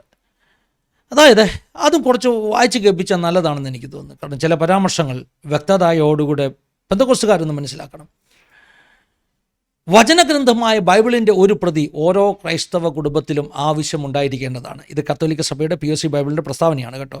ഈ ലക്ഷ്യം മുൻനിർത്തി മൂലരേഖകളോട് പരമാവധി വിശ്വസ്തത പുലർത്തിക്കൊണ്ട് ലളിതവും സമകാലികവുമായ ശൈലിയിൽ ബൈബിൾ വിവർത്തനം ചെയ്ത് പ്രസിദ്ധീകരിക്കുന്നതിനുള്ള ദീർഘകാല യത്നത്തിൻ്റെ ഫലമാണ് ഈ ഗ്രന്ഥം POC ബൈബിൾ. ബൈബിൾ വിവർത്തന രംഗത്ത് കേരള ക്രൈസ്തവർക്ക് 1.5 നൂറ്റാണ്ടിലേറെക്കാലത്തെ പ്രവർത്തന പാരമ്പര്യമുണ്ട്. കത്തോലിക്കരല്ലാത്ത ക്രൈസ്തവ സഭകളാണ് ഈ രംഗത്ത് ആദ്യമായി പ്രവർത്തിച്ചത്. 1807 മുതൽ ബൈബിളിൻ്റെ ഭാഗമായി വിവർത്തനങ്ങൾ പ്രത്യക്ഷപ്പെട്ടു തുടങ്ങി. 1841-42 കോട്ടയം CMS പ്രസ്സിൽ നിന്ന് ബൈബിളിൻ്റെ സമ്പൂർണ്ണ വിവർത്തനം മലയാളത്തിൽ ആദ്യമായി പ്രസിദ്ധീകരിക്കുകയുണ്ടായി. പോകട്ടെ, അതൊക്കെ മുന്നോട്ട് ഓടിച്ചു വിടുകയാണ്. പിന്നെ കത്തോലിക്കരുടെ ഇടയിലെ ആദ്യത്തെ ഒരു ബൈബിൾ പരിഭാഷ എന്ന് പറയുന്നത് സുറിയാനിയിൽ നിന്നും മാണിക്കത്തനാർ വിവർത്തനം ചെയ്ത പുതിയ നിയമത്തിൻ്റെ ഭാഗങ്ങളായിരുന്നു. 1935 കത്തോലിക് ചർച്ച് വൈകിപ്പോയി ബൈബിൾ വിവർത്തനത്തിന്. പക്ഷേ പ്രൊട്ടസ്റ്റന്റുകാർ പണ്ട് മുതലേ വേദപുസ്തക വിവർത്തനത്തിന് വേണ്ടി നിന്നവരാണ്. കാത്തലിക് ചർച്ച് വൈകിപ്പോകാൻ കാരണം കാത്തലിക് ചർച്ചിൻ്റെ ആദ്യകാല ചിന്ത സാമാന്യ ജനങ്ങൾക്ക് വേദപുസ്തകം വായിക്കുവാൻ കഴിയില്ല, ലാറ്റിൻ ഭാഷയിൽ നിന്ന് വേദപുസ്തകം തർജ്ജമ ചെയ്യാൻ പാടില്ല, ലാറ്റിൻ ഭാഷ ദിവ്യഭാഷയാണെന്നൊക്കെ ഉള്ള കുറേ വെർണക്കുലർ ലാംഗ്വേജസിലേക്ക് വേദപുസ്തകം തർജ്ജമ ചെയ്യാൻ പാടില്ലെന്നൊക്കെയായിരുന്നു ആശയങ്ങൾ. എന്നാൽ കാട്ടുതീ പോലെ പരന്ന പ്രൊട്ടസ്റ്റന്റ് നവീകരണത്തിൻ്റെ ഫലമായിട്ട് എല്ലാ ഭാഷയിലും ബൈബിൾ എത്തേണ്ടത് ആവശ്യമാണെന്ന് കാത്തലിക് സഭയ്ക്ക് ബോധ്യമായി. അതനുസരിച്ച് ട്രാൻസ്ലേഷൻ ഉണ്ടായി. ഇവിടെ ഒരു കാര്യം നമ്മൾ ശ്രദ്ധിക്കണം. ഇടക്കാലത്ത് ഒരു എക്യൂമെനിക്കൽ വിവർത്തനത്തിൻ്റെ ആവശ്യം, ഒരു എക്യൂമെനിക്കൽ വിവർത്തനത്തിൻ്റെ സാധ്യതയെക്കുറിച്ച് KCBC ബൈബിൾ കമ്മീഷനും ബൈബിൾ സൊസൈറ്റി ഓഫ് ഇന്ത്യയുമായി ചില ചർച്ചകൾ നടത്തും. ഇത് പറയേണ്ട കാര്യമാകട്ടോ. ഈ ചർച്ചയെക്കുറിച്ച് അധികം ആളുകൾ കേട്ടിട്ടുണ്ടാകില്ല. തൽഫലമായി ഒരു ഏകോപന സമിതി രൂപം കൊള്ളുകയും ഇരു കൂട്ടരുടെയും സംയുക്ത ആഭിമുഖ്യത്തിൽ വിവർത്തകർക്ക് വേണ്ടി ഒരു പരിശീലന ക്യാമ്പ് നടത്തുകയും ചെയ്തു. വിവിധ ക്രൈസ്തവ സഭകളിൽപ്പെട്ടവർ അതിൽ പങ്കെടുത്തു. കമ്മിറ്റിയിൽ ഇവരിൽ നിന്നും വിവർത്തകരെ തിരഞ്ഞെടുത്തു. ഓരോരുത്തരും വിവർത്തനം ചെയ്യേണ്ട പുസ്തകങ്ങൾ നിശ്ചയിച്ചു കൊടുക്കുകയും ചെയ്തു. നിശ്ചിത സമയത്ത് തന്നെ വിവർത്തനം പൂർത്തിയായി. എന്നാൽ ഈ ഘട്ടത്തിൽ തനതായ താൽക്കാലിക സാഹചര്യങ്ങളാൽ ബൈബിൾ സൊസൈറ്റി വിവർത്തന പദ്ധതിയിൽ നിന്ന് പിന്മാറേണ്ടി വന്നു. അപ്പോൾ ഇവിടെ എന്തിനാ ഈ ചരിത്രം ഞാൻ വായിച്ചെന്നറിയാം. ഒരു കാലത്ത് കേരളത്തിലെ എല്ലാ പ്രൊട്ടസ്റ്റൻറ്റുകാരും ബൈബിൾ സൊസൈറ്റി, അവരുടെ ബൈബിൾ സൊസൈറ്റിയിൽ നിന്നല്ലേ കാത്തലിക് KCBC ഒക്കെ ചേർന്നിട്ട് ഒന്നിച്ചൊരു ബൈബിൾ ഉണ്ടാക്കാൻ ശ്രമിച്ചു കേട്ടോ. അപ്പം പിന്നെ അങ്ങനെ ഉണ്ടായിരുന്നെങ്കിൽ ഈ അച്ഛൻ പറഞ്ഞ പ്രശ്നം ഉണ്ടാകത്തില്ലായിരുന്നു. എന്താ പ്രശ്നം? Catholic Bible, POC Bible, Protestant Bible, ഈ പ്രശ്നം ഉണ്ടാകത്തില്ലായിരുന്നു. ഇങ്ങനൊരു ശ്രമം നടന്നു കഴിഞ്ഞ നൂറ്റാണ്ടിൻ്റെ അവസാന നാളുകളിൽ. പക്ഷെ അവസാന നിമിഷം ഈ പറഞ്ഞ ബൈബിൾ സൊസൈറ്റി പിന്മാറി എന്നാണ് പറയുന്നത്. അപ്പോൾ ഒരു ചോദ്യം ഉണ്ടാകും, എന്തുകൊണ്ടാണ് ബൈബിൾ സൊസൈറ്റി പിന്മാറിയത്? POC ബൈബിളിൻ്റെ പ്രസ്താവനയ്ക്കകത്ത് എഴുതാത്ത ഒരു ചരിത്രം ഞാനങ്ങ് പറഞ്ഞു തരിക. പിന്മാറാൻ കാരണം ബൈബിൾ സൊസൈറ്റിയും ഈ പറഞ്ഞ KCBCയും ചേർന്ന് ഒരു ബൈബിൾ ഒന്നിച്ച് ട്രാൻസ്ലേറ്റ് ചെയ്ത് പ്രസിദ്ധീകരിക്കുന്നു എന്ന വാർത്ത പരന്നപ്പോൾ പ്രൊട്ടസ്റ്റന്റ് സമൂഹങ്ങളിൽ വലിയ ആശങ്കയുണ്ടായി. ആദ്യമായിട്ട് ഉയർന്നു വന്ന ചോദ്യം, ഈ പുതിയ ബൈബിളിൻ്റെ അകത്ത് 66 പുസ്തകങ്ങളാണോ 73 പുസ്തകങ്ങളാണോ എന്നൊരു ചോദ്യമുണ്ടായി. അങ്ങനെ വന്നപ്പോൾ ബൈബിൾ സൊസൈറ്റി കാത്തലിക് ചർച്ചുമായിട്ട് ചേർന്ന് 73 പുസ്തകങ്ങളുള്ള, അതായത് ഉത്തരകാനോനികമായ ഡ്യൂട്രോ കാനോനിക്കൽ പുസ്തകങ്ങൾ കൂടെ ചേർത്ത് ഒരു ബൈബിൾ പ്രസിദ്ധീകരിക്കുന്നു എന്ന വാർത്ത പ്രചരിച്ചു. ഭയങ്കര പ്രശ്നമുണ്ടായി. ഇതിനെ ഏറ്റവും ശക്തമായിട്ട് എതിർത്തത് പെന്തക്കോസ്തുകാരാണ്. പെന്തക്കോസ്തുകാർ പറഞ്ഞു, ഒരു കാരണവശാലും ഈ 66 പുസ്തകങ്ങളുടെ കൂടെ 7 ചേർക്കാൻ ഞങ്ങൾ സമ്മതിക്കത്തില്ല. അങ്ങനെ വന്നപ്പോൾ പല പ്രൊട്ടസ്റ്റന്റ് സമൂഹങ്ങളും ബൈബിൾ സൊസൈറ്റിയുടെ ബൈബിളിനെ ബഹിഷ്കരിക്കുമെന്ന് ഭീഷണിപ്പെടുത്തി. അങ്ങനെ ഭീഷണി കഠിനമായപ്പോൾ ബൈബിൾ സൊസൈറ്റിക്ക് ഒരു കാര്യം മനസ്സിലായി, ഇത് പ്രിൻ്റ് ചെയ്താലും ഇത് ചിലവാകത്തില്ല. അതുകൊണ്ട് അവർ ആ പദ്ധതിയിൽ നിന്ന് പിന്തിരിഞ്ഞു. എന്തിനു വേണ്ടിയാണെന്നറിയാം? 1-ാം നൂറ്റാണ്ട് മുതൽ സഭ എടുത്തൊരു നിലപാടുണ്ട്. 66 പുസ്തകങ്ങൾ.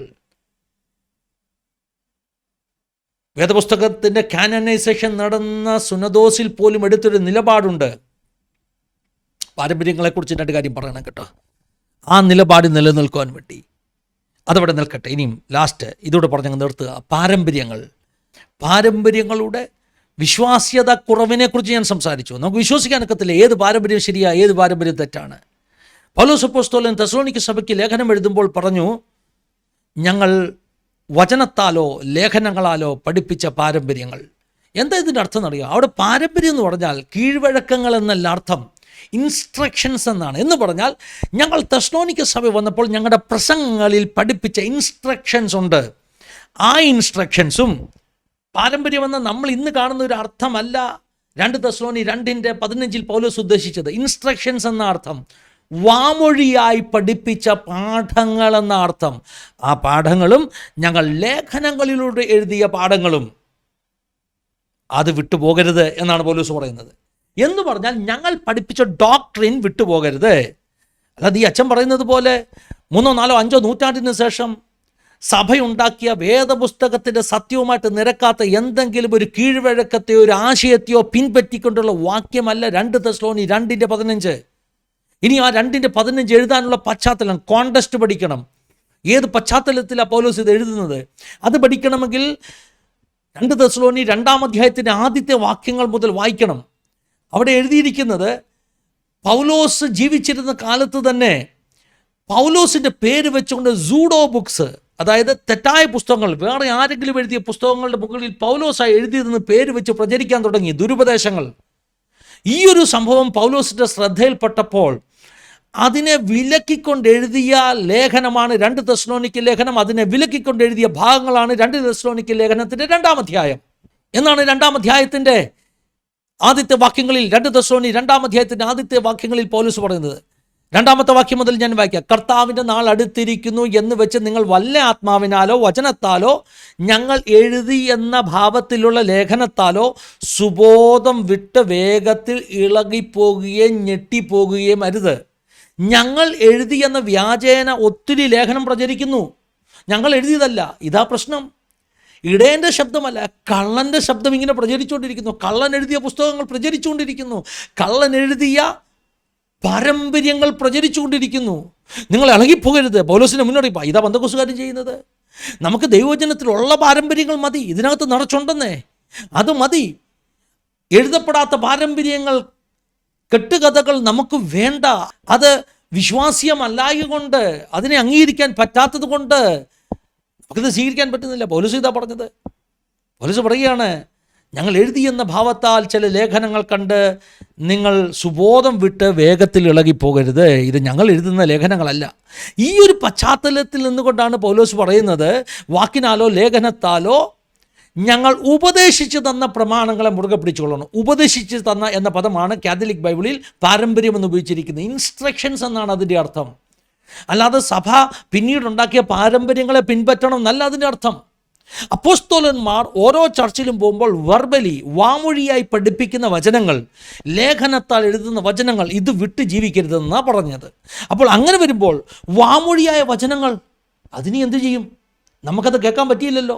അതുകൊണ്ട് സഭാപിതാക്കന്മാരുടെ മനസ്സിൽ കിടന്ന വാക്കുകൾ നമുക്ക് പിടിച്ചെടുക്കണം. അത് പാരമ്പര്യമാണെന്ന് വാദിക്കുന്നത് ശരിയല്ല. കാരണം ഇങ്ങനെ വാമൊഴിയും വരമൊഴിയുമായിട്ട് ഒത്തിരി ലേഖനങ്ങൾ, വചനങ്ങൾ പ്രചരിച്ചു കഴിഞ്ഞപ്പോൾ, ഇതോടൊപ്പം തന്നെ ഒത്തിരി ഫേക്ക് പുസ്തകങ്ങളും ഫേക്ക് പഠിപ്പീരുകളും പ്രചരിച്ചു കഴിഞ്ഞപ്പോൾ, സഭ ഒത്തിരി വളർന്നു കഴിഞ്ഞപ്പോൾ, സഭയ്ക്കകത്ത് ഈ സൂഡോ എപ്പിസിൽസ്, തെറ്റായ ലേഖനങ്ങൾ, വ്യാജ ലേഖനങ്ങൾ ഒരു ചലഞ്ചായി മാറി. ഇപ്പം ശരിയായ ലേഖനം ഏതാ, ശരിയായ വാമൊഴി ഏതാ, ശരിയായ പാരമ്പര്യം ഏതാ, അതാർക്കും അറിയത്തില്ല. ഇതങ്ങ് കടൽ പോലെ കിടക്കുക.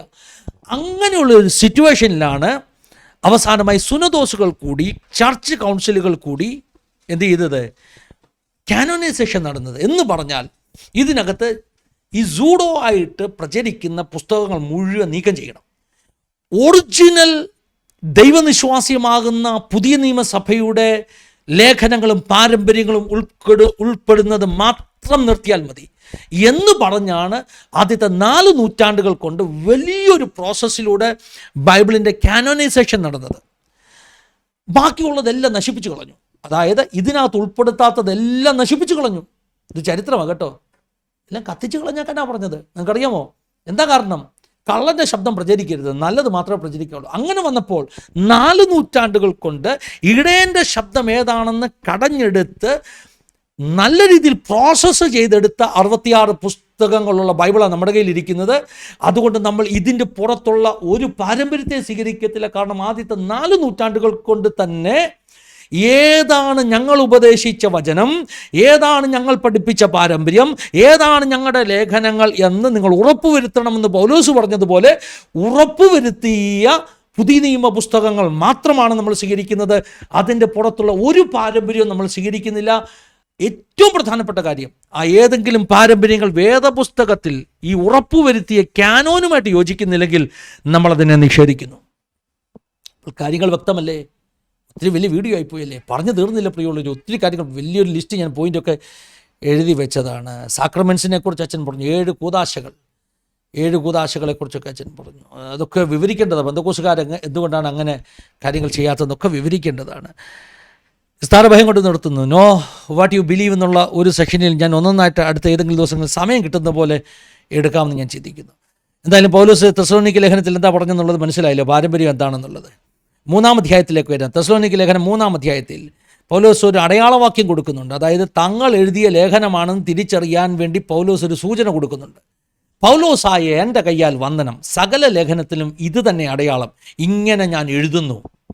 അപ്പോൾ പൗലോസ് പറയുകയാണ്, നിങ്ങൾ ലേഖനം കിട്ടിക്കഴിയുമ്പോൾ അതിനകത്ത് ഈ കാലത്തൊക്കെ ഈ ഒതൻറ്റിക് ആണെന്ന് അളക്കാനുള്ള ഈ ഹോളോഗ്രാം പിക്ചറൊക്കെ കൊടുക്കത്തില്ല. അതുപോലെ പൗലോസ് കൊടുത്ത ഹോളോഗ്രാം പിക്ചറാണ് 2 തെസ്സലോനി 3:17 പൗലോസായ എൻ്റെ കയ്യാൽ വന്ദനം, സകല ലേഖനത്തിലും ഇത് തന്നെ അടയാളം, ഇങ്ങനെ ഞാൻ എഴുതുന്നു. പൗലോസായ ആ വാചകം എഴുതിയിട്ട് പറഞ്ഞു, ഇത് എൻ്റെ ലേഖനങ്ങളുടെ ഒരു അടയാളമാണ്, ഒരു മാർക്കാണ്. ഇതുണ്ടെങ്കിൽ അർത്ഥം ഞാൻ എഴുതിയെന്ന.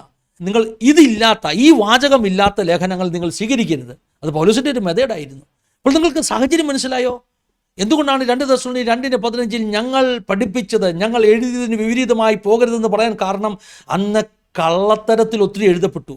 ആ കള്ളത്തരത്തിൽ എഴുതിയത് മുഴുവൻ റിമൂവ് ചെയ്യാൻ വേണ്ടിയാണ് സുനദോസുകൾ കൂടി കാനോനിക്കാക്കിയത്. കാനോനിക്കാക്കിയ ഈ വേദപുസ്തകത്തിൽ ഈ പറഞ്ഞ വാമൊഴിയായിട്ടും വരമൊഴിയായിട്ടും എഴുതിയ എല്ലാ കാര്യങ്ങളും സംക്ഷിപ്തമായിട്ട് ഉൾപ്പെടുത്തിയാണ് കാനനൈസ് ചെയ്തത്. ഇതിൻ്റെ പുറത്തേക്ക് ഒന്നിൻ്റെ ആവശ്യമില്ല. രക്ഷയ്ക്ക് വേണ്ടതെല്ലാം വേദോസത്തിലുണ്ട്. ഇതിന് കാനോനൈസേഷനൊക്കെ നടന്നതെങ്ങനെ നിങ്ങൾക്കറിയാമോ? 2-3 മാനദണ്ഡങ്ങളുണ്ടായിരുന്നു. ഒന്ന്, യൂണിവേഴ്സാലിറ്റി, അതായത് ഈ പുസ്തകങ്ങൾ, കാനോനൈസ് ചെയ്യേണ്ട പുസ്തകങ്ങൾ എല്ലാ സഭകളും അംഗീകരിക്കുന്നുണ്ടോ? എല്ലാ സഭയെന്ന് പറഞ്ഞാൽ കേവലം കാതലിക് ചർച്ച് മാത്രമല്ല, കാതലിക് സഭ റോമിലെ സഭയാണ്, ആന്ത്യോക്യൻ സഭ, അലക്സാണ്ട്രിയൻ സഭ, ജെറുസലേം സഭ, അങ്ങനെ ആ സുനദോസിൽ വന്ന് പങ്കെടുത്ത ലോകവ്യാപകമായിട്ട് എഫെസോസിലെ സഭ, ഏതൊക്കെ സഭകൾ വന്നു അവരെല്ലാം കൂടെ ചേർന്നാണ് കാനോനൈസ് ചെയ്തത്. അല്ലാതെ റോമാസഭ മാത്രമല്ല കാനോനൈസ് ചെയ്തത്. അപ്പോൾ അങ്ങനെ എല്ലാ സഭകളും ചേർന്ന് അവർ ചില അളവുകോലുകൾ ഉപയോഗിച്ചു. യൂണിവേഴ്സലി അക്സെപ്റ്റഡ് ആണോ, എല്ലാ സഭകളും ഇത് അക്സെപ്റ്റ് ചെയ്യുന്നുണ്ടോ ഈ ലേഖനം? അതുപോലെ തന്നെ ഇതിന് അപ്പോസ്തോലിക് കണക്ഷൻ ഉണ്ടോ? ഒന്നിൽ അപ്പോസ്തോലന്മാർ എഴുതിയത്, അല്ലെങ്കിൽ അപ്പോസ്തോലന്മാരുടെ ഇമ്മീഡിയറ്റ് അനുയായികൾ എഴുതിയത്. ഉദാഹരണം പറഞ്ഞാൽ മർക്കോസിൻ്റെ സുവിശേഷം, മർക്കോസ് അപ്പോസ്തോലനായിരുന്നില്ല, പക്ഷേ പീറ്ററിൻ്റെ ശിഷ്യനായിരുന്നു, പത്രോസിൻ്റെ ശിഷ്യനായിരുന്നു. ലൂക്കോസിൻ്റെ സുവിശേഷം, ലൂക്കോസ് അപ്പോസ്തോലനായിരുന്നില്ല, പക്ഷേ പൗലോസിൻ്റെ ശിഷ്യനായിരുന്നു. ഐദർ അത് അപ്പോസ്തോലൻ എഴുതണം, അല്ലെങ്കിൽ അപ്പോസ്തോലൻ്റെ ഡയറക്റ്റ് ഡിസൈപ്പിൾ എഴുതണം. ഇങ്ങനെയുള്ള ചില മാനദണ്ഡങ്ങൾ വെച്ചാണ് ഈ പറഞ്ഞ പുതിയ നിയമ കാനോൻ നിർണയിച്ചത്.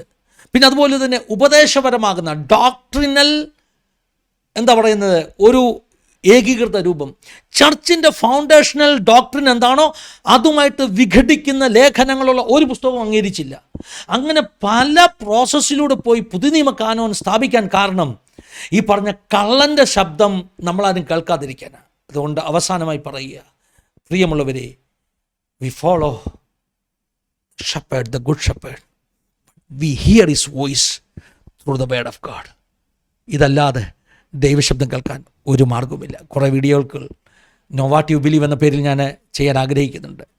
പ്രാർത്ഥിക്കണം. കുറേ ചോദ്യങ്ങളുണ്ടല്ലോ, ആ ചോദ്യങ്ങൾക്കൊക്കെ ഉത്തരം അടുത്ത സെഷൻസിൽ ഞാൻ നിശ്ചയമായിട്ടും പറയാം. ഈ സെഷൻ ഇപ്പം നിർത്തുവാൻ ആഗ്രഹിക്കുകയാണ്. പക്ഷേ ആരംഭത്തിൽ ഞാൻ പറഞ്ഞതുപോലെ 2 വാക്കുകൾ പ്രാർത്ഥിച്ച് ഈ സെഷൻ അവസാനിപ്പിക്കണമെന്ന് ആഗ്രഹിക്കുന്നു. നമ്മുടെ എല്ലാവരുടെയും ലക്ഷ്യം ഏകനാഥനാകുന്ന യേശുക്രിസ്തുവിനെ പിൻപറ്റി നിത്യതയിലെത്തണമെന്ന്. നമുക്കാർക്കും യേശുവിൻ്റെ കാൽവരി ക്രൂശും മരണത്തിലൂടെ അവിടുന്ന് അവകാശമായി നൽകിയ ആ നിത്യത നഷ്ടപ്പെടരുതെന്ന് ഒരു വലിയ ആഗ്രഹമുണ്ട്. ഒന്നിച്ചൊന്ന് പ്രാർത്ഥിക്കാം. ഞങ്ങൾ ഇപ്രകാരം പ്രാർത്ഥിച്ചാട്ട്, സത്യത്തിൻ്റെ വഴിയിൽ ഞങ്ങളെ നടത്തണമേ. 139 സങ്കീർത്തനത്തിൽ ദാവീദ് പറഞ്ഞതുപോലെ വ്യസനത്തിൻ്റെ മാർഗം ഞങ്ങളിലുണ്ടോ എന്ന് നോക്കി ശാശ്വതമാകുന്ന നിത്യതയിലേക്ക് നടത്തുന്ന മാർഗത്തിൽ ഞങ്ങളെ നടത്തണമേ. പൗലോസ് പ്രാർത്ഥിച്ചതുപോലെ ഞങ്ങളുടെ അകത്തെ കണ്ണുകളെ തുറക്കണമേ. പ്രാർത്ഥിക്കാം. പിതാവേ, ഞങ്ങൾ ഈ വിഷയങ്ങൾ ഒന്നിച്ച് സംസാരിക്കുമ്പോൾ ഞങ്ങൾ ചില ആശയങ്ങളെ കർത്താവെ പരസ്പരം ഷെയർ ചെയ്യുമ്പോൾ, കർത്താവെ, സത്യത്തിൻ്റെ പാതയിൽ നടക്കുവാൻ ഞങ്ങളെ സഹായിക്കണം. നിൻ്റെ വചനം സത്യമാകുന്നുവല്ലോ. നിൻ്റെ വചനത്തിൻ്റെ പാതയിൽ വചനം പ്രകാശമായി നടക്കുവാൻ ഞങ്ങളെ സഹായിക്കണം. ഞങ്ങളുടെ ഹൃദയത്തിൻ്റെ കണ്ണുകളെ തുറക്കണം. സത്യം എന്തെന്ന് അറിവാനും ഞങ്ങൾ സ്വതന്ത്രരാകുവാനും തക്കോണം സത്യത്തിൻ്റെ മാർഗത്തിൽ ഞങ്ങളെ നടത്തണം. ഞങ്ങൾ പ്രാർത്ഥിക്കുന്നു, ഈ ദിവസങ്ങളിൽ സത്യം അറിവാൻ, സത്യത്തിൻ്റെ മാർഗം അറിവാൻ, അതിൽ നടക്കുവാൻ ഒരു വലിയ ആഗ്രഹം ഞങ്ങൾക്കെല്ലാവർക്കും ഉണ്ടാകണം. ഞങ്ങളാരും നഷ്ടപ്പെട്ടു പോകില്ല. പരിശുദ്ധ ആത്മാവിൻ്റെ പ്രവൃത്തി ഈ വചനം കേൾക്കുമ്പോൾ ഓരോന്നിൻ്റെ മക്കളുടെ മേലുണ്ടാകട്ടെ. ഞങ്ങളൊന്നിച്ച് നിത്യതയ്ക്ക് അവകാശിയായി തീരുവാൻ, നിത്യരാജ്യത്തിൽ ഞങ്ങൾ പരസ്പരം കാണുമ്പോൾ ഞങ്ങളെല്ലാവരും കർത്താവെ അവിടുത്തെ ക്രൂശിലെ മരണത്താൽ നിത്യത പ്രാപിച്ചു എന്ന സന്തോഷത്തോടെ പരസ്പരം പറയത്തക്കവണ്ണം കർത്താവെ രക്ഷാമാർഗത്തിൽ ഞങ്ങളെ നടത്തണമേ, സ്ഥിരമാക്കണമേ എന്ന് പ്രാർത്ഥിക്കുന്നു. അവിടുന്ന് പ്രാർത്ഥന കേട്ടിരിക്കൽ സ്തോത്രം. ഈ സെഷൻ കണ്ട ഓരോ മക്കളുടെ ഹൃദയത്തിലും സത്യത്തെ അറിയുവാനൊരു വലിയ ആവൽ നീ കൊടുക്കണം. അങ്ങനെ നീ ചെയ്തിരിക്കാൻ സ്തോത്രം. സകലമാന മഹത്വത്തേക്ക് യേശുക്രിസ്തുവിൻ നാമത്തിൽ തന്നെ ആമേൻ, ആമേൻ. ദൈവം എല്ലാവരെയും സഹായിക്കട്ടെ, അനുഗ്രഹിക്കട്ടെ. God bless you all. Have A wonderful day.